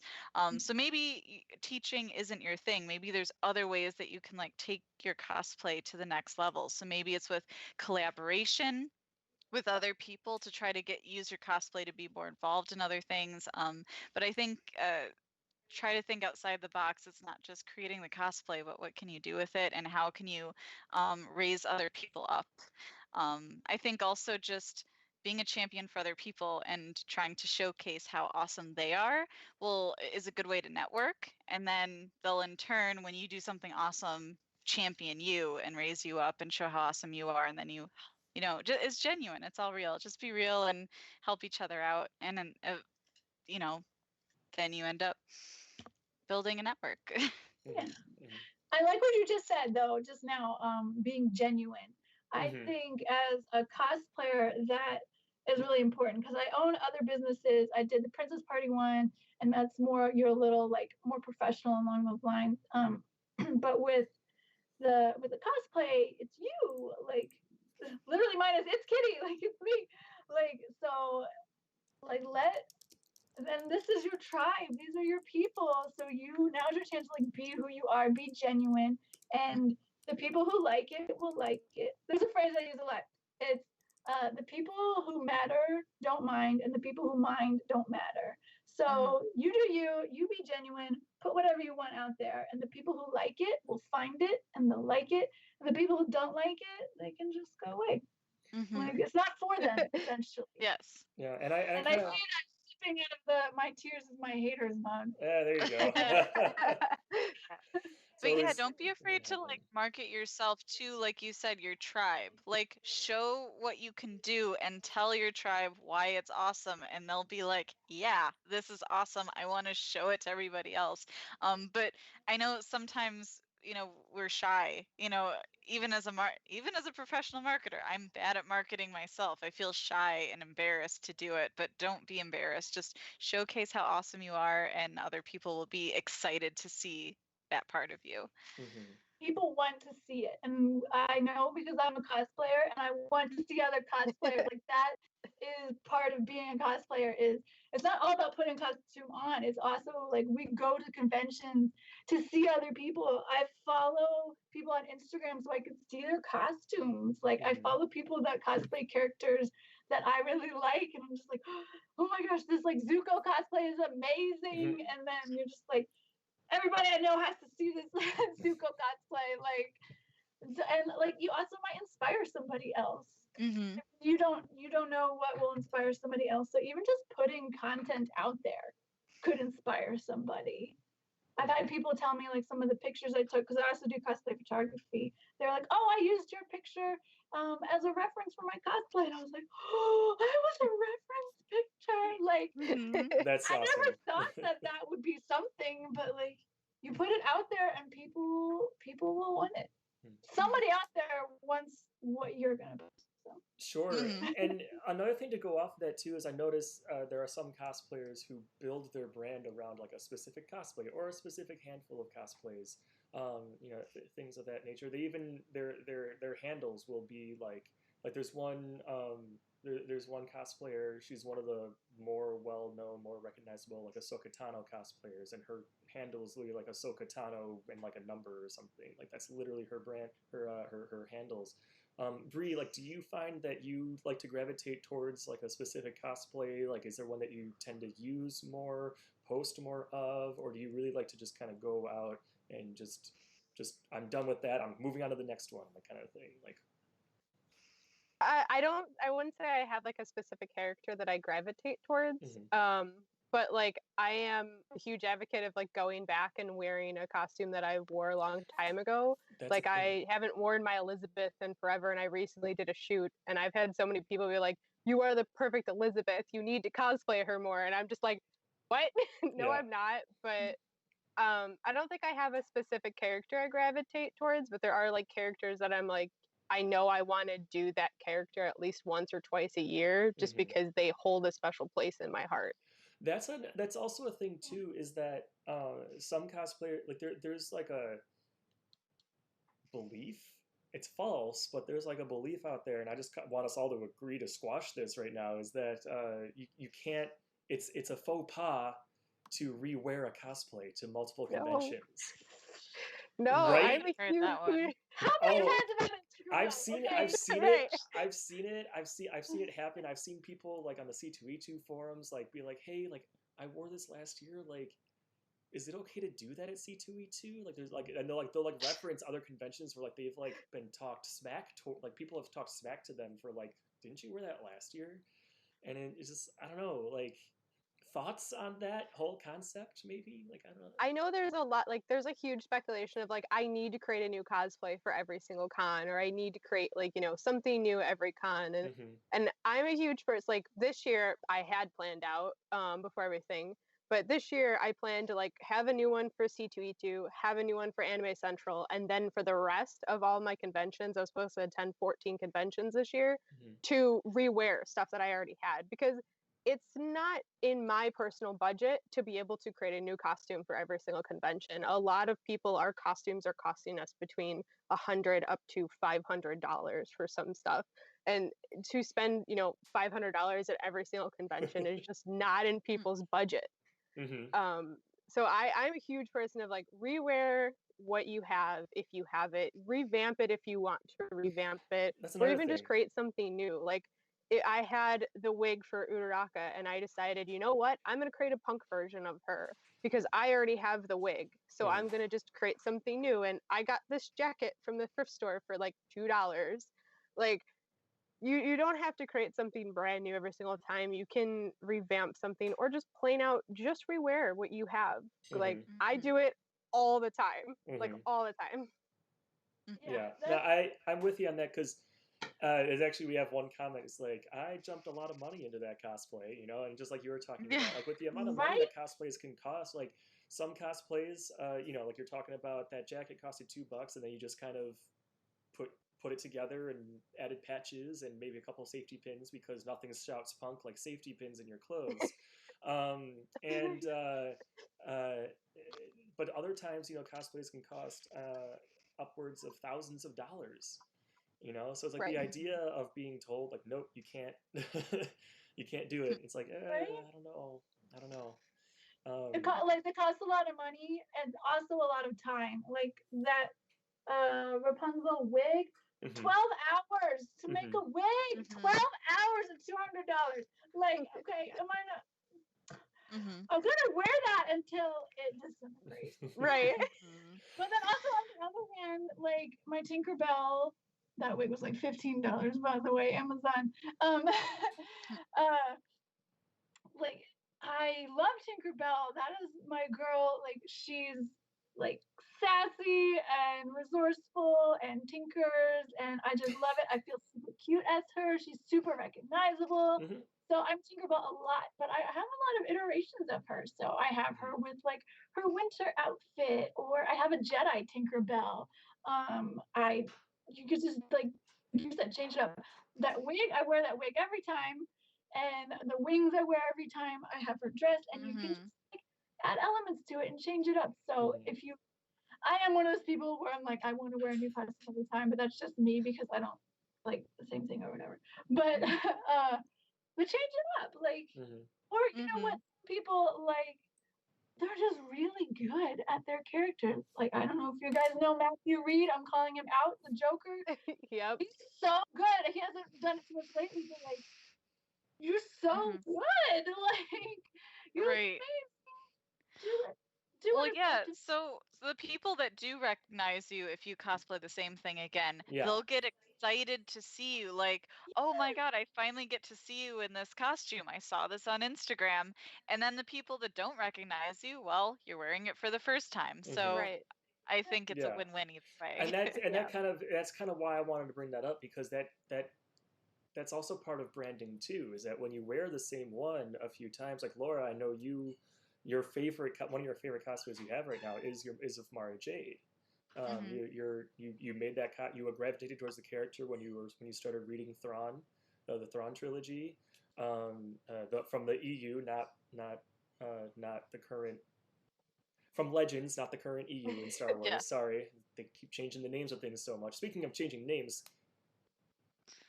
Disney changing what you call the old books from Star Wars. Anyway, not gonna get into that. But so you really gravitated toward her, and you put together that cosplay. We bought you a lightsaber that that wasn't cheap. So it's like that, and that became like one of your favorite things to wear. Yeah, you got it right up there, right there. Or wait, down there. You can't see it in the stream right now. Oh, you'll have to show that off in a little bit. Get it out. But Get it out. and then you just made this bell one, so I can imagine with branding, this is kind of like the capstone of the whole question, I suppose. With branding, being able to have a recognizable cosplay that people will see, like Bree, for example, for you now, like I think of because of that Cheshire Cat cosplay was just so cool. I might be biased because I did photograph it. That Cheshire Cat was just so cool. Like I can imagine, like you bringing that. It was also very unique. It being like kind of a little steampunkish. You have the mask that is the mouth. The smile of the like. It's just it's really cool looking and very unique. Like I can imagine that being like one of your cosplays that people recognize like over time, just like you were talking about with your Elizabeth cosplay. So I can imagine like having like one or two cosplays that people will recognize you for is definitely another part of the whole branding thing. Right. Yeah, that's true. That's true. And like you might not know what it's going to be, I guess, that people recognize you for. Like I feel like a lot of people know me from my Captain Hook, which was just a hair visual aid from I don't even know where I got the idea. I saw I watched a YouTube video, Cat Scratch. She did her Cat Sketch.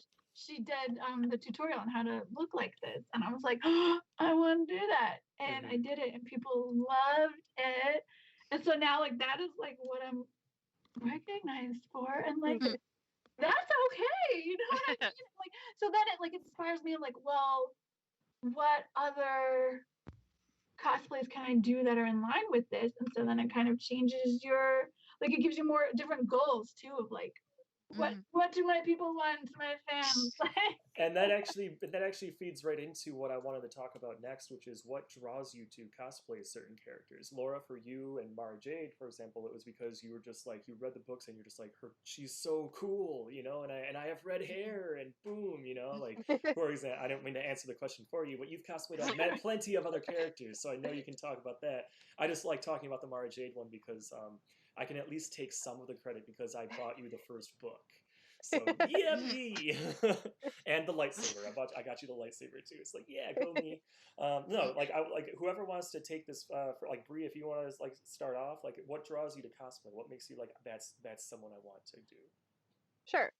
So for example, like my Captain Marvel, I went and saw Captain Marvel in theaters, and just that whole movie just resonated with me. And there was like the one part, spoiler alert if everyone hasn't seen it yet, but I have not, there's but like go one for it. part where she like kind of like stands up and it shows like all these images of like her as a kid standing up and like just like getting back up when you get knocked back down. And like I saw that and I was just like, I want to cosplay this character. Like I was just like, this is what I want to do. I want to cosplay this character. It's like I just had a connection with a character, and I think that's when I cosplay it the best.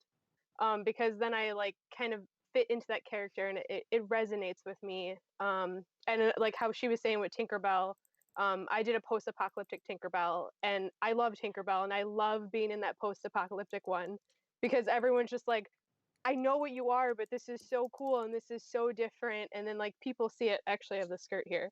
But people Yes. see it and they're like, how did you get like all that texture and everything on it? And like every single one is hand stitched.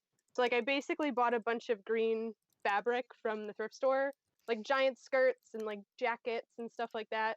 And I cut them all up into pieces and then I hand stitched every single like patch onto this entire costume. Oh, wow. And it took a really long time.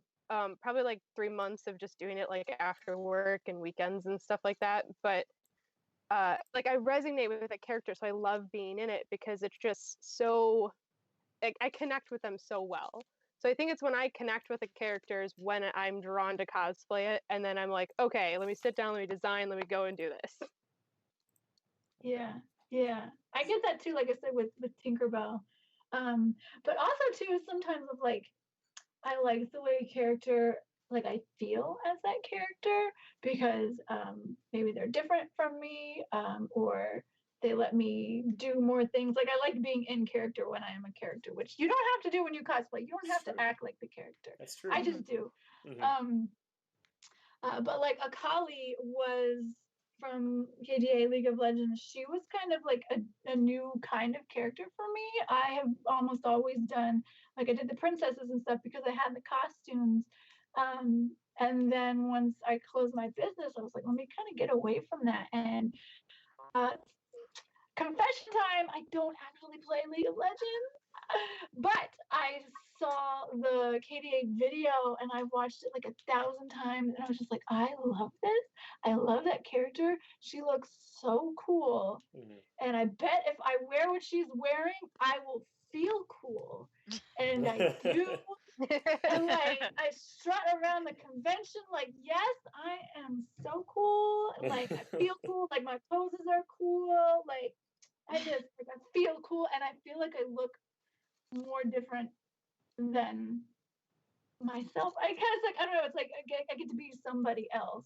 You're literally stepping into a persona with that particular Yeah, cosplay. like I'm not a hip hop like person. She has that vibe, and I'm like, oh, I like it. I really like it. Or I really like doing villains because they're just so inhibited, like uninhibited. They just do whatever, so you get to be a little bit more loose with it, I guess. So I've done Captain Hook and like Cruella, Drizella from the Stepsisters. So like part of it too is just like what kind of fun can I have in this costume as this character? But like I said, you don't always have to like be the character. You can just wear the costume. I'm a performer at heart though, so I like to like when I see a character, I'm like that character would be super fun to play. Example is Crowley from Good Omens. I was like, I watched that. I was like, he would be hilarious to walk around con like that, and I did, and it was hilarious. Yeah, when I saw the Good Omens was coming out, I remember seeing like the first trailer for it, like however long ago that was. And I saw Crowley like with his like the suit thing and like the cloth tie, like the knitted tie thing that he wears, like and all that. And I'm just like, that is going to be a massive hit on the con floor. Like sometimes you can just look at characters and just know like that is going to be one of the big ones that people do. Yeah, and then like I'm excited to like go around and be like, where's all my Crowleys? And like I found 2 of them, and we're just like stomping around, whirl together, trying to find our partners, our zero fellows. Like where are they? And like running up. One of my favorite con moments. I wasn't even like a part of this. I just witnessed it happening. I saw 2 cosplayers from the Road to El Dorado. I forget the name of the characters. And like Julio and Miguel. Miguel and Julio and Miguel. Yeah. Yeah. So there were 2 girls dressed as them, and then like as I'm walking by, I see another pair of girls dressed as those characters, and I see them see each other, scream, and like run towards each other. And I ran up and I was like, let me take y'all's pictures because this is a moment. And they both had signs that said like, have you seen my son? And it was like just this moment of like, I have found not only my people, but my specific people. Literally, yeah. Like the little Aw. group.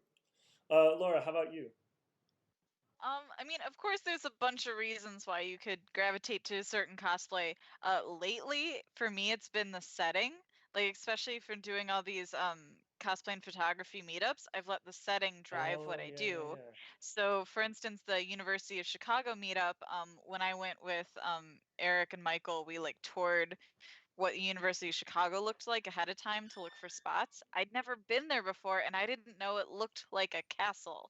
So It's right. I saw the immediately, pictures, right? immediately I was like, I need to be a princess. I need to be a fair maiden. And so I created that green dress in a week specifically for that meetup because I wanted photos there being a princess with big sleeves. And then for Belle, for C2E2, I found out that it was going to be really early in February this year and it was going to be cold. There's probably snow on the ground. So I was like, I want to be warm and comfy and something with fur. And so I had narrowed it down between Belle and then Princess Yue from Avatar: Last Airbender, which I still might do. That's still on my list. But I was like, I kind of want to join the Princess Club. I kind of want to be a Fun of princess. that. So I think it'd be a little bit more fun to be Belle. So that's why I created Belle. And it really was a blast. Now I'm like, I want to create all of Belle's costumes. Oh my Um, gosh, her yellow dress. I'm gonna, yes. She's, Once I she get Yes. says she's going to do it, and I'm just sitting here like I will do what I can to help. Yeah. No, the yellow dress. That would be a thing. So that's Does actually. that lead us in I'm to like, sorry. the next question? I was gonna say, does that lead us into like the next question of like our Well, then it costumes? does actually. I'm like, No, because I was literally like I wanted to ask like what like kind of dream characters are there out there that you haven't done yet and you either for some reason can't or just haven't like that and maybe you like if you can like everyone has a character where it's, like for me like I would very much like I would love to do Groot. You know, I actually started working on Groot very beginning processes, but it's just not between time, like putting time aside to do it, and then also, well, mostly it's just time. Like it just the amount of time it would take me to do it, it would probably be 3 years from now that I finally finish it. Because I know the amount of mistakes that I would make would cause me to have to keep backtracking. There's a lot of technical stuff, like a lot of tedious, long time taking type things. So I just know, like, I can't do it. You know, like I've accepted it. I've moved on to other things. You know, like and all that. But do you guys have like a dream one that whether you can do it or not? And if you can't do it, why can't you? And if you haven't done it yet, well, why haven't you done it yet? It's your dream. I have one. Okay. And it goes along with your UA because I am dying to do Uncle Iroh from Avatar: The Last Airbender, and like I want to go all out, like the bald cap, the old age makeup, the fat suit, Yeah, like. I was gonna say cut Iroh or tea drinking Iroh, like which. No, no, tea drinking Iroh, not busting out of prison Iroh. Because he was cut. Like I was like, that is what? my dream, along with Zuko, because I want to do his cool scar. And I just love the character of Zuko. He's like the best villain redemption arc in the history of anything. Fight me on that. But like Iroh would just be so fun. And again, like being him at a convention is what kind of draws me to that. Like the aspect of also like the technicalness of it, of learning how to do all those things, it draws me to that. But also just being able to like walk around as him at the convention and like give out wisdom and tea and just like that is my dream. And that it can happen. It was gonna happen. I was gonna try and do it for Wizard World this year, but then like a plague happened and put things off. But, well, because what a lot of people don't understand sometimes is it's not always just time that you need. There's also money and stuff, but also like it's mental space. So you need to have like enough mental capacity to take on a project like that. You might have all the time in the world, but if you're stressed out about work or a pandemic or not having work or other things, like you won't have the mental space or the emotional state, I guess. I don't know. You won't have enough mental space to put towards that project. So you might have the time, like we all have time right now, but we also have a lot of stress right now, so we might not have the mental space to take on projects like that. Those Suko and Iroh are gonna have to wait maybe for C2E2 2021. Get a big old avatar group going. Yeah. Yep. Well, so this is actually something that Laura, I'll let you talk about it, but we've always talked about with some friends like Hinoxilus and all that about doing a Ember Island players cosplay. Laura, you take it away because I'm just the moderator, so you talk it. Wait, about this or what my dream cosplay is? Yes. Which one? Well, I'll just quickly talk about, we've talked about doing the Ember Island players because they would just, I mean, come on, like you can't not have fun with that. And just, because there's going to be someone who sees it and will just come up to whoever's Zuko and point out that the scars are the wrong side. Someone's going to come, someone's going to show up to Sokka and try and give him advice on how to do comedy. Someone's like certain little things that happen throughout that episode would happen at the convention because that show is still so immensely popular within the geek community. And I just like I did an ASEN cosplay music video last year. And I closed it off with the guy dressed as Sokka, and I had him doing the whole like water dry and like walking through a curtain, because it's like we're all geeks. We all love this stuff, So that's one idea, that has not happened that I think could still happen. It's just a matter of getting the people together to do it. Laura, now please do. Oh, sorry, what's up? Oh, Kitty had a thing. Oh no, I was raising my hand that if you need people for Ember Island cosplay group, I will be in it. Yeah, I can be part of it. All right. Well, we got some ideas. We got some people. Sweet. Laura, didn't mean to interrupt you. Go take it away. Yes, I would hear you. Oh yeah. Okay, so I guess I have two. So one of my dream cosplays is I'm really into like old classic movies, and I have always wanted to do like Audrey Hepburn's dresses from My Fair Lady and Scarlett O'Hara's dresses from Gone with the Wind and Anna Leonowens from The King and I, even Rose Dawson from Titanic. I just really like love those characters and the gowns, and but I've never done them because I feel like at cons it's not like the right space for it. Like I just feel like people wouldn't get as excited to see it at a nerdy con. I don't know where to wear it, I guess, is the thing that's holding me back. But that's a dream of mine, is to do like those glamorous old historical dresses from movies. And then the other one, I finally can do it, but I am obsessed with Dune. Like Dune is my favorite book of all time. It's been my favorite book since I'm 14. And finally this week, I have the preview photos of what still suits look like and what Lady Jessica's dress looks like. And so I finally this year can maybe live out my dream of being Dune characters. So very excited. But what was holding me back is I didn't know what the new costumes would look like, and as of 2 days ago, now I do. So very excited. We're getting someone talking about. Sorry, really quick. We're getting one person talking about like old historical dress, like just loving seeing old historical type dresses, just you don't see them very often. So yeah, that's. Yeah, I was gonna talk about that too. Not quite the big historical dresses, but I did Marilyn Monroe at C2E2 this year on Saturday, and I was like kind of going back and forth. I was like, she's not really like a character. Like I was her character from 7 Year Itch. 7 Year Itch. The white dress. But like just more like known as Marilyn Monroe. She didn't even have a name in that movie. But yeah, she was just like the woman. The woman, right? Yeah. And I was like, I don't know how well it's gonna go over. But actually it went over really well. I had a lot of people coming up being like, are you Marilyn Monroe? Like confused, but then I'm like, yes, I am. And they're like, oh, can I get your picture? Like, oh, this is cool. It's like different.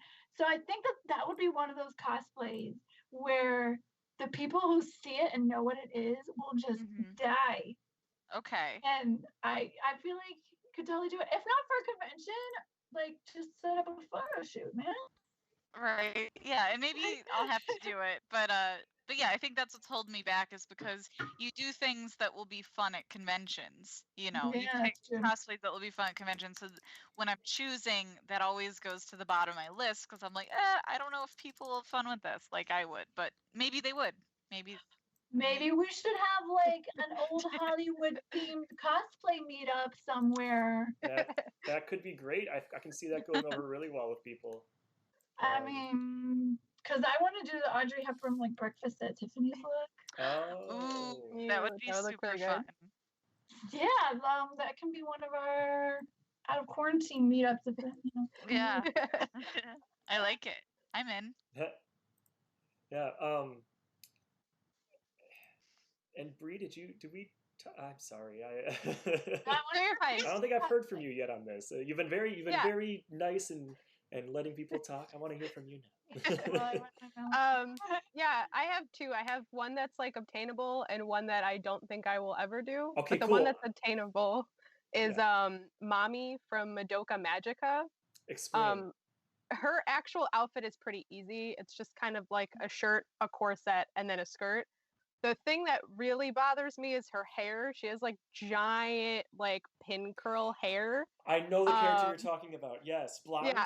Blonde hair with the giant pin curls. And yes. Yeah, okay, I know exactly what you're talking about. So the wig is what's like holding me back, but I just need to like experiment on the wig, and I think I could like actually do her for for a costume.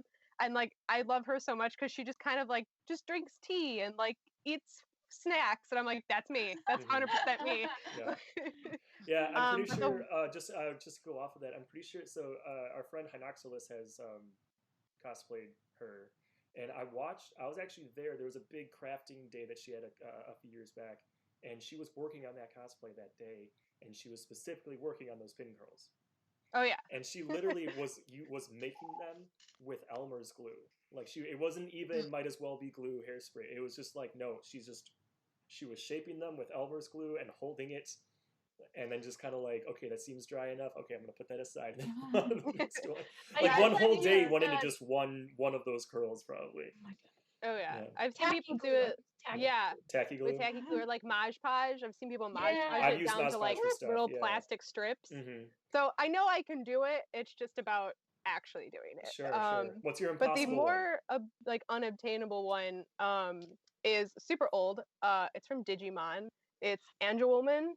Yes. Because I always just wanted giant wings, and like she has like the wings, and then she has like the pink scarf that comes down. But like I wouldn't even know where to start on that, to be honest. Which is probably why I've never started it, because I'm just like, no, I'm afraid. It's beautiful, but I'm afraid. I feel like those cosplays, like that'll always be in the back of your mind, and then like one day you'll get to a point where you're like, I know how to do that. I can do that.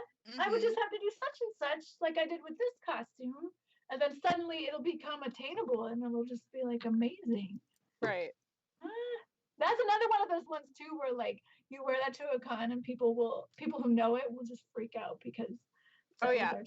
I wore a Lilymon to Anime Central last year, and people freaked out. They were like, "Oh my god, you're dressed as a Digimon! You don't see Digimon!" No, and I was just like, Digimon. That's awesome. Oh, I love that. We did that once I did a Great Mouse Detective group. Yeah. And like that is a niche movie, not a niche movie, but like it's childhood. Yeah, and like it's not one of the mainstream, I guess, Disney. I don't know what I'm trying to say, but like you never really see those characters. It came out in a time when Disney was not doing well with their movies. So I freaked out that movie, and we had a whole group of it, so it wasn't just like Basil and Radigan. Like we had everybody, and so like people would see us and be like, "Hey, that guy kind of looks like I know these characters. I know these characters coming up from my childhood," and they're like, "Oh my god, you're the Great Mouse Detective!" And we're just like, "Yeah!" Like that was so nice, like bring that out of people. And then I was at a convention. I think it was at Wizard World this past year, and I saw a girl dressed as Olivia Flaversham from Great Mouse Detective. And I freaked out. I was like, "Are you Olivia Flaversham?" There's something to be said about that. And actually, Eric just chimed in saying that nostalgia always gets points, and that is definitely a thing.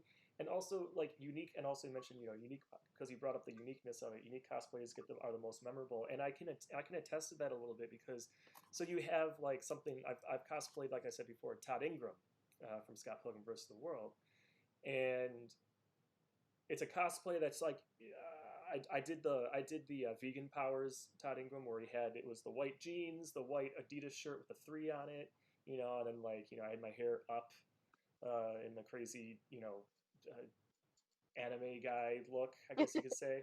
I didn't have white contacts to make my eyes completely white, but that's okay.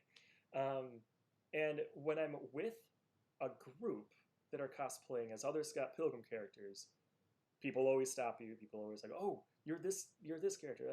But if I'm just walking around like alone as that, like at a convention, it's like not often that someone like says anything about what I'm wearing. Like they don't realize that I'm in cosplay. Part of it's due to the fact that it's all regular clothes for the most part. The only telltale thing is the big 3, you know. But when I do get that person who recognizes it, they just like they hit the floor. They're just so like, "Oh my god, that's amazing! Like I never see this," you know. And that's almost like better than getting stopped like every 5 feet and like having to stand in one spot for a half hour because every single person on the convention floor must get your photo. Like to me, just having like those individual, like, you know, just like individual one-on-ones of just someone completely geeking out is almost like more fun for me. I guess you could say. Like so.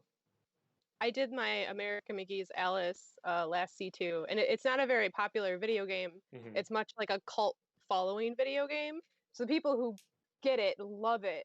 And I like the couple of people that actually came up to me and like got it, and they weren't just taking a picture of me because I had a giant hobby horse prop. They were like, "Oh my gosh, I can't believe you did this version. This is amazing. You look great." Like the people who got it, and having a conversation with those people like beats getting 1,000 photos. Yeah. I guess the people who come up like, "Are you so and so?" And then, oh my god, like I love seeing those cosplayers, and I love being that cosplayer. Like both of it are like a little magical fun moments. I find it more difficult to be the person who's like, "Are you this guy?" Because one, that's really like you're really getting up in someone's grill to do that, and two, like if I'm wrong, then like we both feel bad, like because they're like, "Oh no, I totally missed the mark." Like I feel like I'm not conveying who I didn't like hit it close enough for people to understand it, and then I feel bad because I know I'm making them feel that way. So like that's why you always start with. Go ahead. I was gonna say that's why you always start with like your costume's really great. It's really awesome. Like you look awesome. Are you this character? Because then like you've already built them up. You've already said like, "Oh, you look amazing. I don't really give a crap who you are. You look awesome." And then you can kind of ask that question. That it's a good cosplay, that they did a good job. That's fair. That's a fair way to put it. That's how I do it because I'm in those situations a lot. Right? Or I'll say my go-to line is like, "Oh my god, you look amazing." And then sometimes I'll say like, "Can I ask what character you are?" And I've done that to people who like I had no idea what character they are, but they looked super cool, and I'm just like, "I'm sorry, you look so amazing. I don't know what character you are. Like, can you tell me what character you are? Because I feel like looking at you, I need to be familiar with this character." And then that's how I get hooked on like new anime shows or learn things about Star Trek because I don't know about Star Trek, but apparently I really like their characters. Yeah. No, that's totally fair. Yeah. So like it starts a new. Thanks, Wrathman. Yeah. And that's actually another thing. Well, now I just lost my train of thought. Sorry, Wrathman, you just subscribed, and thank you so much for subscribing. I just broke my train of thought now as a result. And not subscribing, following. Sorry, two different things. Sorry, I didn't mean to do that. I don't understand Twitch. This is my Twitch debut. No, this is my Twitch debut. I've never been on Twitch before. And speaking of I'm excited to be here. Speaking of like stopping, like a cosplayer, like this kind of it's a stretch, but I'm making the connection here. Stay with me. Speaking of like stopping a cosplayer, like how to approach a cosplayer you see, even just to compliment them on the cosplay that they're wearing, or ask them what cosplay it's from, like what fandom it is. What for you're all cosplayers, and Kitty, you also do photography. I do photography. I've done cosplay. I know for you, when I've reached out to you outside of Cos Meetup Chicago, you know, for like, I have ideas for a photo shoot, like with this interest, you know, that kind of thing. Laura, I mean, we're dating, so it's just like, hey, you want to do this thing? Yeah, okay, and that's it. You know, and Bree, I've only ever worked with you at either conventions or at our meetups.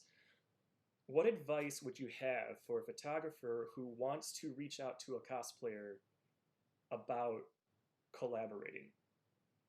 How would you want to be approached as a cosplayer?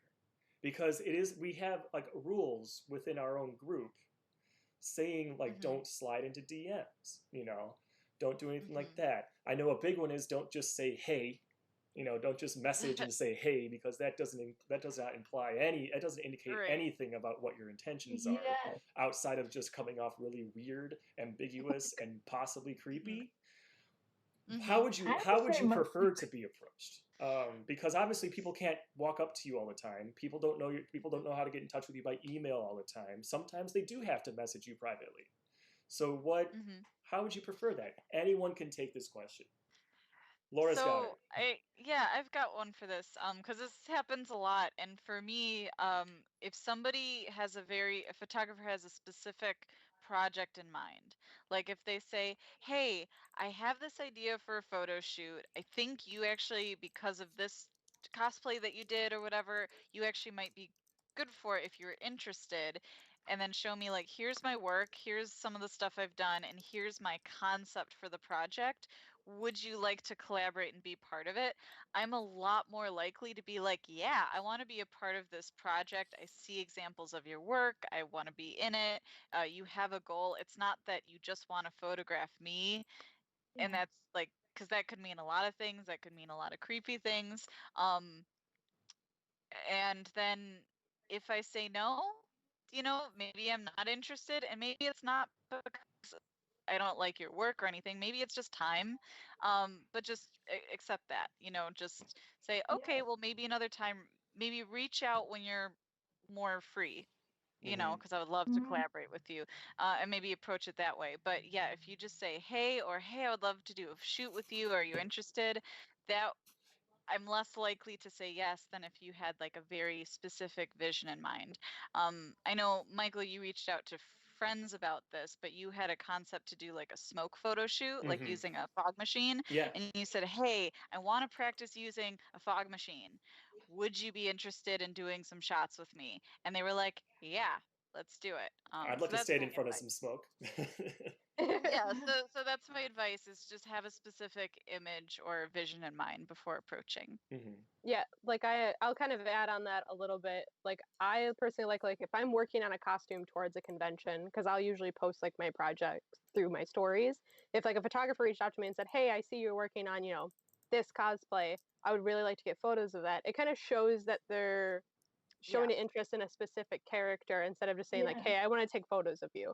So showing the interest in a specific character, or even sending me like, hey, I see that you posted this photo of your Elizabeth. Would you want to take some more photos of this at, you know, this location or whatever? If they wanted to do something like one-on-one, showing that they've actually like looked through my photos, seen what kind of like style I like, gives me more of like, oh, okay, you've done your research. You're not just messaging me, hey, do you want to take photos? No, I agree with that. I think both of you are kind of saying it too, of just like, you need to make your motivation very clear. Because I do a lot of, also like I've done like boudoir photography and stuff too. And so people like come into my DMs like, hey, you want to do boudoir photos together? And it's like, no. Like, gotta give me something. Like, you can be like, hey, I really love like this picture of your boudoir Cinderella. I'm doing like a boudoir version of Disney characters project. You know, would you be interested in something like that? I think you'd be great. And just like, and definitely like Zsa Zsa said, take no for an answer. If we're not interested, we're not interested. Like, I really only do boudoir with my boy Anthony because we go way back. I trust him a lot. He takes the kind of pictures that I want to get back. So I really only shoot with him for boudoir stuff. So like, be ready for the answer to be no, and don't get all butthurt about it. Fair. Right. But yeah, like I'm seeing, I've had some people too, like they'll comment on my picture publicly and be like, I love this, I would love to shoot with you. I don't appreciate your head, but like sometimes that like it's okay with me. I'm like, okay, I'll shoot you a DM because then the ball's in my court. I'm just like, Right. hey, I'm a photographer. I love your costumes. Would you want to shoot together sometime? Because then it leaves it up to me. I can be like, oh, I'll DM you if I want. But if I got that as a private message, I'm just like, hey, I'm a photographer. I love your costumes. Do you want to shoot sometimes? And it's kind of like a little too open ended. Mm-hmm. I'm just like, well, what do you have in mind? Like, what? Why are you coming at me? Like, It's like that comfortability level too. It's like you're saying, you're comfortable with a specific photographer, and some people might be only comfortable with a specific photographer. So just because we say no, it's nothing against you guys. It's nothing against your work. It's just we might be comfortable with a specific person. Okay. That's fair too. Oh, and one more thing. I know you touched on this, but showing examples of your work. If I've had people reach out and then I go to their Instagram and it's private, and I'm like, oh I go to yeah, their website and it's all wedding photography or something, and I'm just like, I don't have any proof that you know how to take pictures of cosplayers. And like if you're new to it or something, like come at it from that angle, be like, hey, I'm trying to get into this. Like when I first shot with Anthony, he had never done cosplay photography before, but like we both went into that knowing that. So like have some sort of things that you can show me of what you want our pictures together to look like, so that I can look at that and be like, yes, I want pictures of that. I want pictures that look like that. Or I can be like, that's not really my style. I don't want pictures like that. So going off of that, because that is something that yes, being a photographer and having a private Instagram feed to me just doesn't make sense, because it's like there's no like it's like you're hurting your ability to network in my humble opinion. But I kind of have side note. I kind of have a similar thing. Like I feel like Facebook should have a thing that if you friend request someone, your account should be open to them as if they were already your friend for like a week, so they could see who you are. Similar thing. So I get. I had a proper question here. Oh, about photographers reaching out to. I had a thing about photographers reaching out to cosplayers for working together, and now, of course, I think I've lost the question, which is unfortunate. Was it about portfolios? Because that's when you were in like showing examples of your work. It was. Oh yes, I had a question for you. Actually, all three of you. So I have been trying to kind of get together. I only have like one or two at the moment, but I've been trying to get together more of them. What difference would a photographer having, and now I'm losing the word for it now. It's going to come to me. One of you is going to say it. I'm going to be very angry. But like having little like quotes from old previous clients, like testimonials, reviews, testimonials. Yes, thank you. Testimonials. What like does that have? If they have testimonials from say another cosplayer or cosplayers plural, like on like a website or maybe like a post with some testimonials. Yeah. Does that make a difference to you? Yeah, 100%. That would give it a sense of like authority and legitimacy. So I know like I come from hotel marketing. It's been proven that for hotel marketing, even reviews that have been hand selected from the hotels itself, people are more likely to book at the hotel because there's reviews there. And being a cosplayer, applying this to there, I would feel more comfortable working with a new photographer if there was reviews from other cosplayers and, with their photo and maybe even their name. Because even if I don't do it, I feel like if I reached out to that person and said, hey, are they cool? Just knowing that that's vetting right there. And I would feel a lot more comfortable working with that person. Absolutely. And I've actually done that before. Like when I shot like a couple of my first boudoir shoots, I reached out to like previous clients and I was like, hey, like how did you feel around this person? Were you comfortable? Like how did everything go? So don't feel weird about like reaching out to previous people that they shot with, because that can give you some valuable insight on like how they felt during the photo shoot. Yeah. It's actually a concept called social proof, where people are more likely to buy your service or your product if they see that other people have used it and like it. So that is most commonly seen in like reviews, but also Facebook interaction, Facebook likes and stuff like that. So even having just like the testimonial, you know, with their name, character, the convention, and just a simple little like, hey, I worked with Michael at C2E2 and he was great. So any little bit like that is social proof of like other actual real people using your service and enjoying it, is worth its weight in gold. Yes, that is Right. that is some really good advice for any of the photographers in the room. I know this is primarily a cosplay Q&A, but I wanted to at least get one photographer question in there for you guys. Because as a photographer, I definitely, I've run the gamut on all the different ways that you can reach out to people. I've done the thing where I comment on Instagram posts, just being like, hey, like, you know, I see you're going to this convention, like, you know, please check me out. You know, I'm booking shoots. I've done that, which of course works. That's like one of those things that works maybe 1 out of every like 50 tries, you know, kind of thing. Like that's not like a particularly good one. I've done the thing where I've posted to groups on Facebook, which actually can net you some things. I've done where I've like, you know, set groups on Facebook to alert me for every single post people do, so I can try and catch ones from people looking for photographers. I've DM'd people here and there, kind of being like, hey, like, you know, this is kind of what I'm looking at. Does this interest you? I've never done just hey, and I've never done just hey, I want to photograph you. I guess I've never done that, and I think that's partly not so much due to me like knowing better. I think it's more just due to me being too apprehensive of the idea of just messaging someone without having a very clear, this is what I want, please, you know, it's cool. Like, this is what I want to do. It's cool, well, I swear.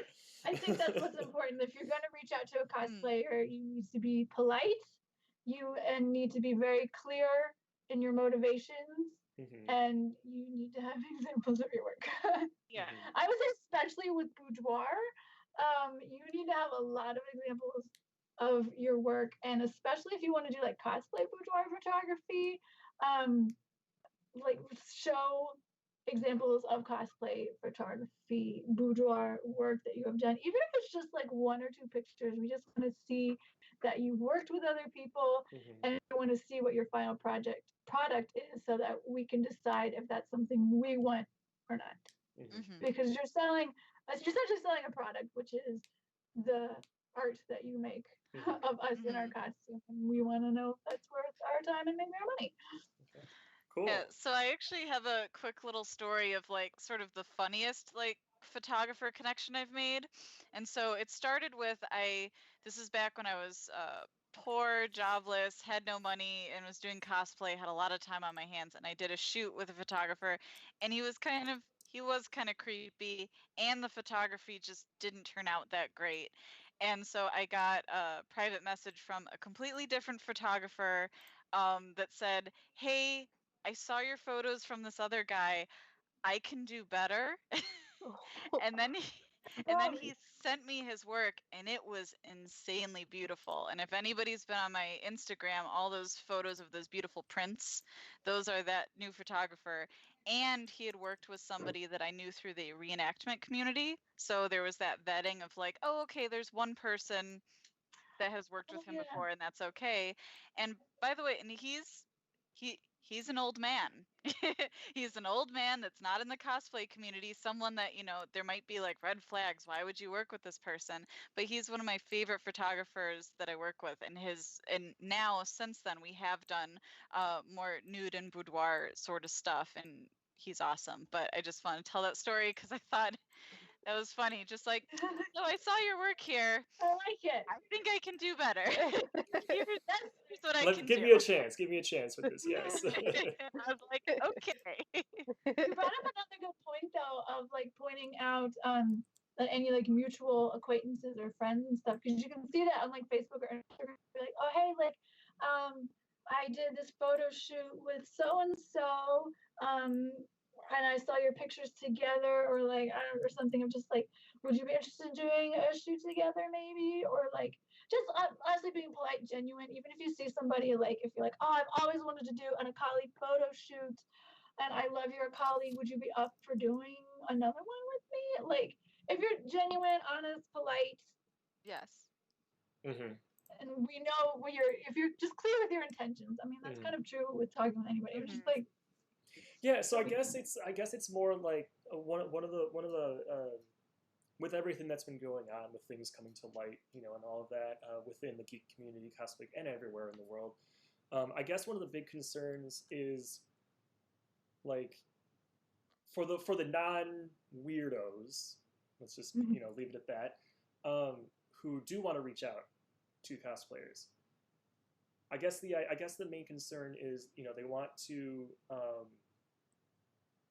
reach out, but they don't want you to think less of them. And how do you not so come I off think as creepy? yeah, so I guess yeah, exactly. Like so I guess the concern is, how do I reach out? How do I make a first impression, even if the cosplayer says no? Even if the cosplayer says no, how do I make a good enough first how do I make a good enough first impression that even if they say no, they won't also like tell other people, like they won't think that I'm a weirdo and tell other people about me. It's like, yo, this guy like messaged me, and like when like they really had zero bad intentions. I guess that's really the big thing. So I guess the most advice is be completely upfront on the first message, who you are, what you're trying to do, and why. Yeah, like who, what, why, I guess. Yeah, who, what, why, I guess. Who, what, why. And be genuine, and just be genuine and nice. Like, yeah. Okay. Yeah, and another thing too is if there's like a particular cosplayer that you enjoy their work, and maybe you're not eager to do something like right away, but eventually, kind of start an online friendship a little like casually, comment on their posts, so that they can like recognize your name, and like you know what I mean, like build like a small relationship there, so that eventually 6 months down the line, when you guys are at the same con, you can reach out and say, hey, we're going to the same con, I've been a fan of your work, we should collaborate together. I would be more likely to say yes, because I somewhat know who you are through that small relationship we've built online. So that helps too. Cool. So speaking of meeting at conventions, speaking of that kind of thing, aside from Cos Meetup group meetups, what are some of your favorite conventions that you have gone to, that you've attended? Anything that you could recommend to people? Like those are ones that you need to check out. Anything like that? Or the big ones even, like C2E2, ACEN. My personal favorite is still ACEN. Like C2E2 has a special place in my heart. I like smaller conventions too, but like I go nuts over ACEN like whenever it's coming up. So yeah. I've only ever been to C2E2 and Wizard World. So I of those two, I don't know, they both have their merits, but C2E2 is like big and like popular, I guess. I don't know, but then Wizard World seems a little bit more quaint. Wizard World was last Wizard World was like less organized with their cosplay, where like the cosplay booths were in different places, so that was obnoxious. C2E2 is good with having like Cosplay Central, where like you can meet cosplayers, you can go to the customers with a cos booth, you can get the cosplay repair stuff. Like that's what the cosplay stuff is. But like Wizard World, it was like in two different rooms. Like you had to go to security, get to another one. But like C2E, and how like the Midwesterners group and stuff like that, it's all there and like a good meetup spot. So I feel like C2E2 is better with that. Yeah. I feel you with Wizard World. I don't really go there anymore because it's so disorganized. But I like C2E2. My favorites would have to be though ASEN, like Raptor said. Just probably about 80% of the people are in cosplay, so there's just so many fun things to see when you're there, and the vibe is just fantastic.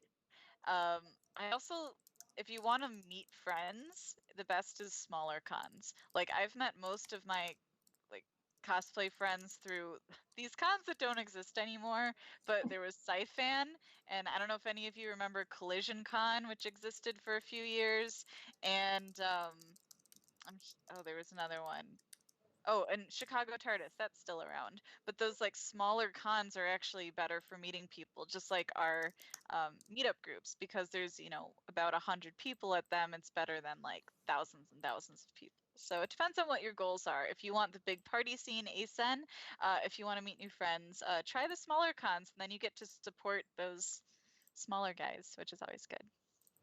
Yeah, like C2E2 holds a special place in my heart because it's just such a great area, and like people are just so genuine and like nice there. Like I've never had a problem with someone at C2E2, but I'm definitely an advocate for like the smaller cons. Like I love the Toys and Cosplay Con. Oh, They're yeah. very small, but they're nice just to be able to hang out with friends. And it, like she said, it's very similar to like our meetups, and you can just chill around and be with your friends and see a couple of the booths there. But another one is Anime Magic. So I really love Anime Central because it's so big. But Anime Magic is just like a smaller version of Anime Central. And it's very nice. It's small. You can like get to the dealer's room pretty easily. But it's just that close knit with a bunch of people, and you're just together in like this small area. I just find it a little bit more, genuine and close. Well, because at the smaller cons, you have more of a chance of running into the same people again. So, like, maybe you're at a panel, sitting next to people, and then later on, you guys are at the bar, and you're like, "Hey, how was that panel?" And then you strike up a conversation, and suddenly you're friends. Right. So, and I feel yeah, like I go to more panels at the smaller conventions because I'm like, oh, okay, like let me go to this panel because I know it's actually happening. Where sometimes with the bigger cons, I can't even find the panel rooms. Yep. Oh, So real. I went to the only little small con I went to was back during the total eclipse in 2017 down in Owensboro, Kentucky or something. They had Eclipse Con. Oh, nice. In this little town, like brand new convention center that they obviously just built. And it was like so cute to go to like another place to go see this like random convention that's obviously not an annual one because it was about the eclipse. And they didn't really have anything that was eclipse themed, but they had like this cool like how-to like cosplay panel. They had a bunch of like cool like cars like a DeLorean and stuff like that, and it was so small that we could go to the panels, panel room here and then panel room down the hall. Like you didn't have to like wander around. There wasn't people crowding around the cars. You got to actually look at them. Their artist alley was awesome, and there wasn't packed full of people, so you could just stop and talk to the artists and stuff like that. It was like really cool, odd experience, but it was great. Smaller cons are also cheaper tickets. Usually. Yeah, and like the crowd thing is super nice because like even me, like I get overwhelmed at C2E2 sometimes because the amount of people that are just trying to go through like Artist Alley or just like the regular vendors. I'll get super overwhelmed and I'm like, I don't want to be in here anymore. I feel like something on me is gonna break. Like I need to get out of here. Where at the smaller conventions, it's easier to be able to get through there, and like you said, you can actually talk with the artist and like say like, hey, I really like your work. Let me follow you on Instagram. Let me talk to you about like this specific piece. So that's like another huge reason why the smaller cons sometimes are a little bit better for people who do have, anxiety and they can't stand large crowds. Cosplayer that can't stand large crowds. Well, legit, that's why I didn't go to Star Wars Celebration, because I saw that it like sold out instantly. I was like, there are going to be a lot of people there, and I'm not really about that, so I didn't go. Mhm. And then Though I have to say, Star Wars Celebration is one of my favorite cons I've ever been to. But there were a lot of people, so Yeah. maybe it's not for you. I enjoyed the pictures though. Everybody looked like they were having a blast, and like, I lived vicariously through everybody else. It was a lot of fun. They- It was a lot of They fun. did space out their area well, though. At least Yeah. I thought it was very roomy in there for the amount of people. And like, so funny enough about Star Wars Celebration, I actually went to the one that was in London a couple of years ago. Oh, So, like, no way. That's what I had it to compare to. And this Star Wars Celebration, I will tell you, was small compared to the one in London. Like, Whoa. it was huge in London. Mm. And of course, like, I'm in the McCormick place, so I kind of knew where I was going. Where in London, I was completely confused. But like, they had like all of like the dresses and all of like the different costumes. Like every single costume you can think of in Star Wars was like there on this like huge stage. And I was just like, what is happening? But it was That's awesome. huge in London compared to the one in Chicago, and even the one in Chicago was pretty big. Oh wow, that's amazing. Well, I feel gypped. They knew it was going to be a little smaller, though. That's why they capped the sales as low as they did, I feel. Yeah. And I personally, I know we're digressing a minute. No, not really. We're talking about the right things. I personally liked, now I'm biased because I got to go to some of them, but I liked that they did a lottery for the panels, because there's people who deserve to go to those panels that simply can't get up that early to get in line. Like, Right. there, Or it's people with disabilities and things like that, where they can't, stay out for a whole 24 hours, and it's Right, like, or even just stand in line for 4 Yeah. hours. yeah, it's from 5 a.m. until opening at 9. Like, that's just the thing. Now, I personally, like, I would not have wanted to stand in line. It's not because I can't. I stood in line for a Nintendo GameCube way back in 2001. I'm done standing in line waiting for things. So I liked that. I thought that just kind of helped allow people to enjoy the con more. Like, there was more, like, they were able to do more as a result, because they weren't wasting 4 hours just staying in one spot trying to be, and not even knowing if they were going to get in. That's the Right. big thing. Like, they don't even know if they're going to get in. I mean, yeah, if you're like the first like 50 people, sure, but after that, like, who knows? So I personally really liked that, and I really liked, like you were saying, I liked how spaced out it was. Like, it was spaced out in a way that made sense. At first, I was like, really, they're using the West Building, but then I realized, well, the West Building is the one that's also like, quasi connected better to some of the other buildings that you might need to get to, and it's closer to the arena, the Wintrust Arena, than the North Building is. Like, okay, well, that all makes sense. Like, once I kind of realized what they were doing, I'm like, oh, that makes sense. And I just had a blast. I had a lot of fun. Saw a lot of great cosplay. Saw a lot of just fun things. Great panels. Alan Tudyk, always a fun panel. So yeah. So we're winding down here, guys, and before we all kind of call it a night, I wanted to ask one last question. What's next? Whether it be like, what next? What do you have next planned for cosplays? What new builds are you working on? Do you have any other projects that you have coming up, Laura? Like, for example, the whole Twitch thing, and like, what's next for you guys before we wrap things up? Yeah, so for me, again, I've been doing the whole Twitch reading, like I've been saying. I am starting to create a YouTube channel so that eventually those readings can be on YouTube, which I've never done any of that before, so this is all brand new to me. As far as builds, like I said, Dune is my next big project. I don't have a lot of money though, so I might start with like the head up, and just so I can get some like portrait photos. Sure. And then I'll work my way down as I get more money. And then eventually, when I get more money, I really enjoyed being Belle, and so I really want to make the gold dress eventually too. So that's what I have coming up next eventually. Cool. Bree, anything coming up? My next build, like I was saying, is my armor build. I'm working on an armored Pokemon group. I will be doing Rapidash. Oh my God. So I'm really excited. I already bought all like the floor mat and foam for it, so I can actually get started on like cutting, but I have absolutely like no paint or anything like that, and I don't feel like going to the hardware store right now, so I can only really get out, just the base stuff, but at least it's something for me to work on. And like I said, I've been doing TikTok videos as much as I can, because I'm that nerd. I love cosplay TikTok videos.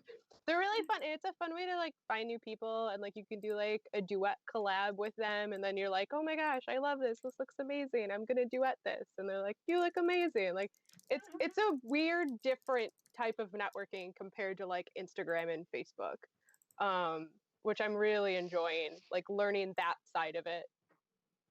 But yeah, those are my two big things right now. All right, cool. Yeah, awesome.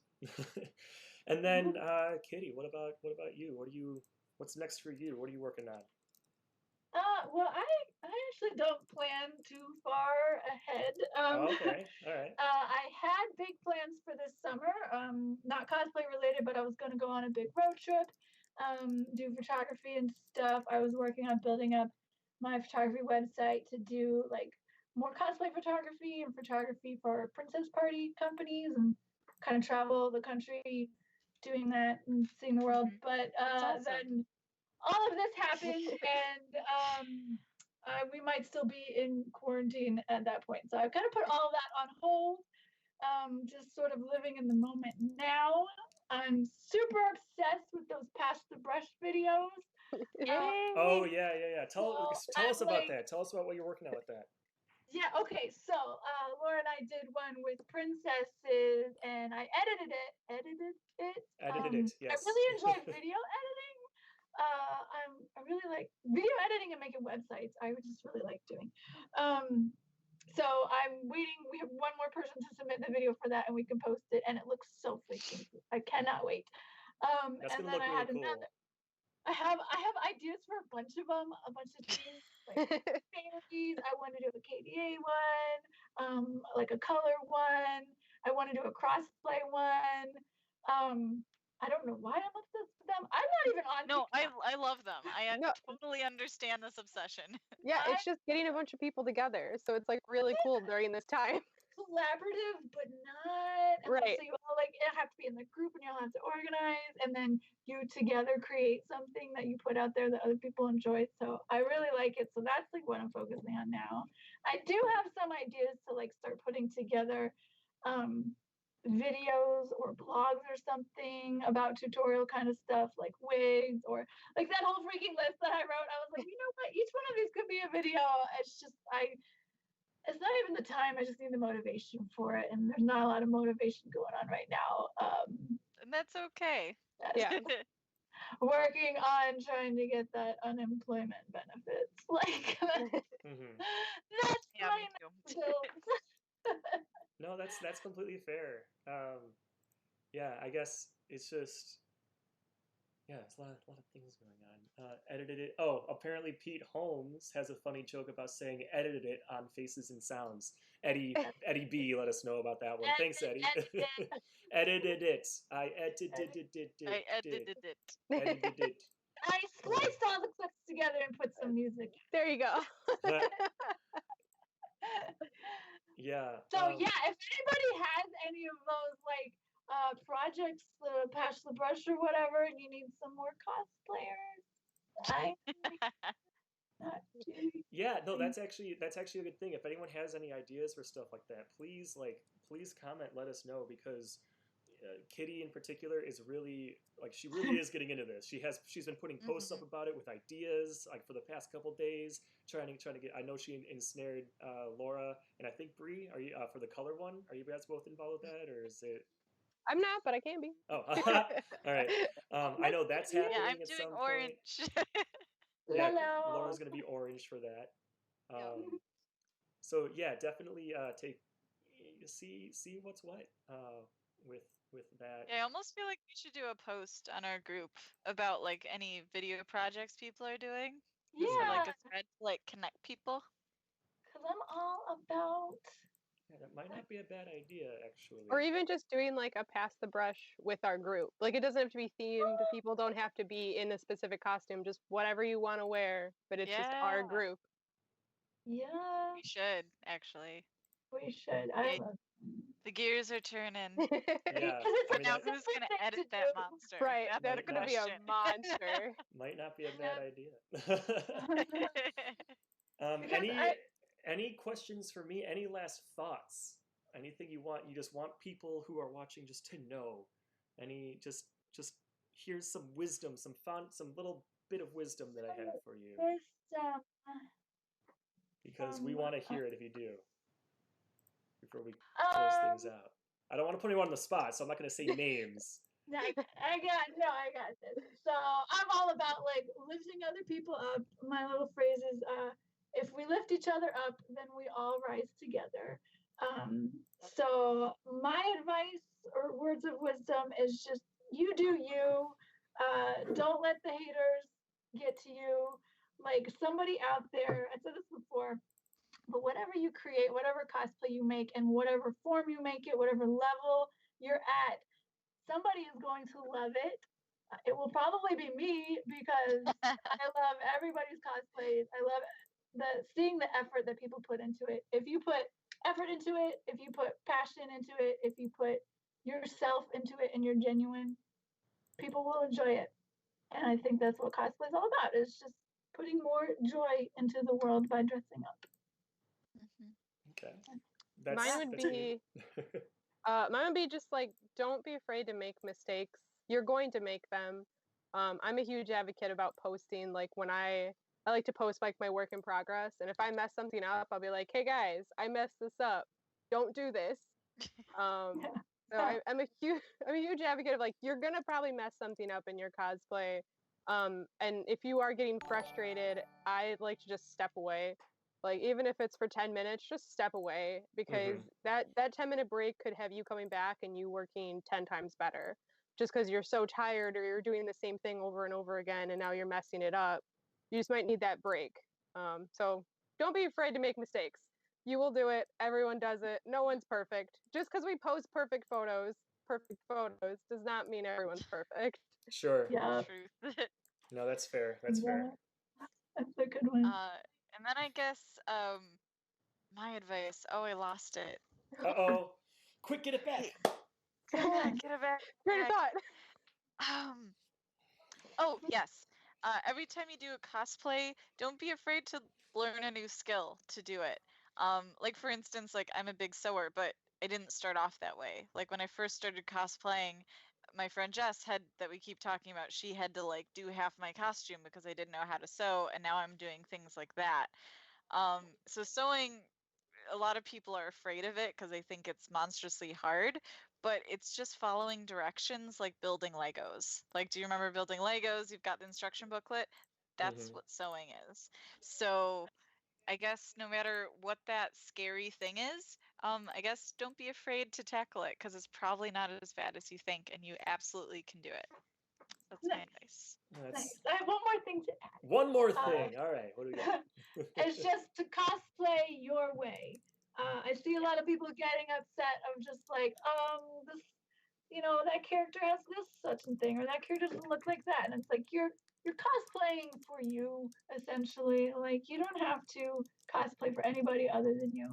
So if you want to buy all your stuff, buy all your stuff. That's what I do, and I enjoy it and I love it. If you want to make your stuff, make it. Like if you want to learn how to sew, that's amazing. I can't follow directions, so that's not a skill that I can do. And like know that too. Like know that like you might try something and be like, oh nope, not good at this. I'll commission somebody to do it. Like, that is you want to commission your stuff, that's valid too. It's all valid as long as you're enjoying it and having fun. Awesome. Well, those are all very good bits of wisdom, and I really like the bit like you're going to make mistakes. Like that's a big one, Yeah. in particular, just because you are. Many mistakes are made, and I can't remember if we touched on that with the foam bit, like getting into like crafting with foam. But if we didn't, you're always just plan that you're going to make a bad cut, that you're going to miss something, that you're going to cut it too small. buy more foam than you need, and you'll be okay. Don't buy as much as you think you need, and then crap, now you don't have foam. That's a big thing I have for you right there. Plan for the worst, hope for the best. Yes, plan for the worst, hope for the best. Well, I think we're going to kind of call it there. When I finish things off, I'm going to ask the three of you to stay on for just a moment. I'm gonna mute you guys and everything, but just stay on for just a moment. But we're going to call it. I appreciate everyone who stayed up, and well, not stayed up, but stayed on, stayed logged in with us, and hung out with us for the day, for the evening, not day, for the evening. Choose my words Time better. has no meaning anymore. Yeah, time has no meaning. This is true. I don't even know what day it is. And we're planning to Wednesday. do, I really hope, I want to hear some feedback from everyone, whether it's in the chats or if you go find us, on Facebook and join, if you're not already in our group, join our group, Chicago Cosplay and Photography Meetups. We'd love to hear some feedback on this. Technical issues aside that we had in the beginning, I know I had a couple of issues with sound, which I did figure out. I know that we had some issues with a couple of the videos coming through properly, and I was able to fix that as well. But anything else, we'd love to hear from you, what you liked about it, what you thought could be improved. I made sure to get through every question that we did receive, even if it wasn't exactly worded the way that you submitted, it still might have fallen in with another question, so I made sure to kind of steer conversation that way. Well, we are planning to have more of these. I know Eric Jaws Photo is itching to host a stream similar to this, both for cosplayers and photographers. We're looking to switch it off a little bit. I know that Eddie B Photos is also looking at doing something with this as well. Coming up, I know that I am going to be streaming on Friday night. We're going to be hosting another one of our big Jackbox parties that we've been doing. Woohoo. So that's going to be a lot of fun. Zsa Zsa will be co-hosting with me on the stream, and we always have fun with that. And then I believe that next week, we'll get a confirmation now soon, but I believe next week, Wednesday, Eric Jaws is going to be hosting another forum similar to this one. So be sure to follow up everyone that you see right now, everyone, Kitty, Zsa Zsa, Bree on Instagram. I'm going to, if you guys want, I can actually, I'll be posting this here. Your handles, Zsa Zsa Tada, Its.Kitty .cosplay. They wouldn't let me put an exclamation point. Yeah, that sounds about right. And then ZombreeXwX. And I just sent those to everyone. That's where you can see, that's where you can find them on Instagram, are those handles there. And then make sure to follow Cos Meetup Chicago as well. And this photo was taken at one of the meetups. That was. I remember that cosplay mashup. Yes, at Lincoln Park. That was the Lincoln Park one. Mm-hmm. Mm-hmm. Yeah. Yes. And until then, guys, please have a safe rest of your week. Stay healthy, and we'll see you. I'll ask you guys to hang back for a second. We will see you later. Have a good night. Thank you. Bye. Bye. Bye.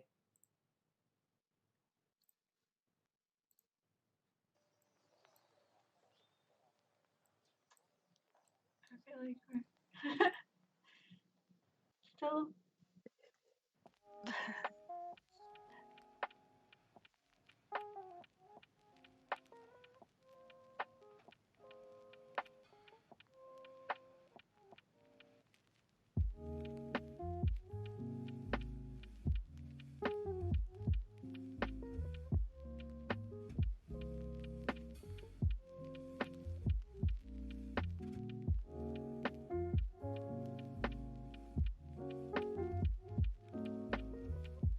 Okay, I am back.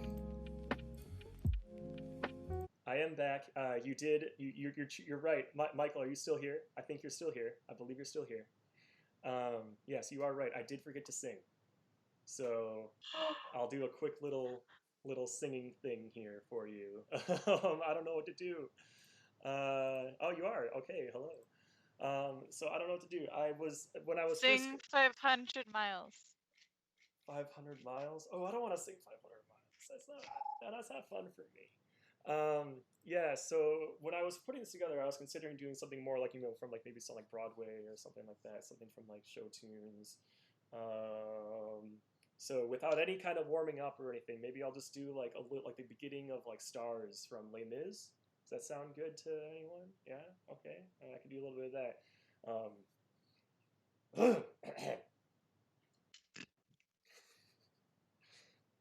There, out in the darkness, a fugitive running, fallen from grace, fallen from grace.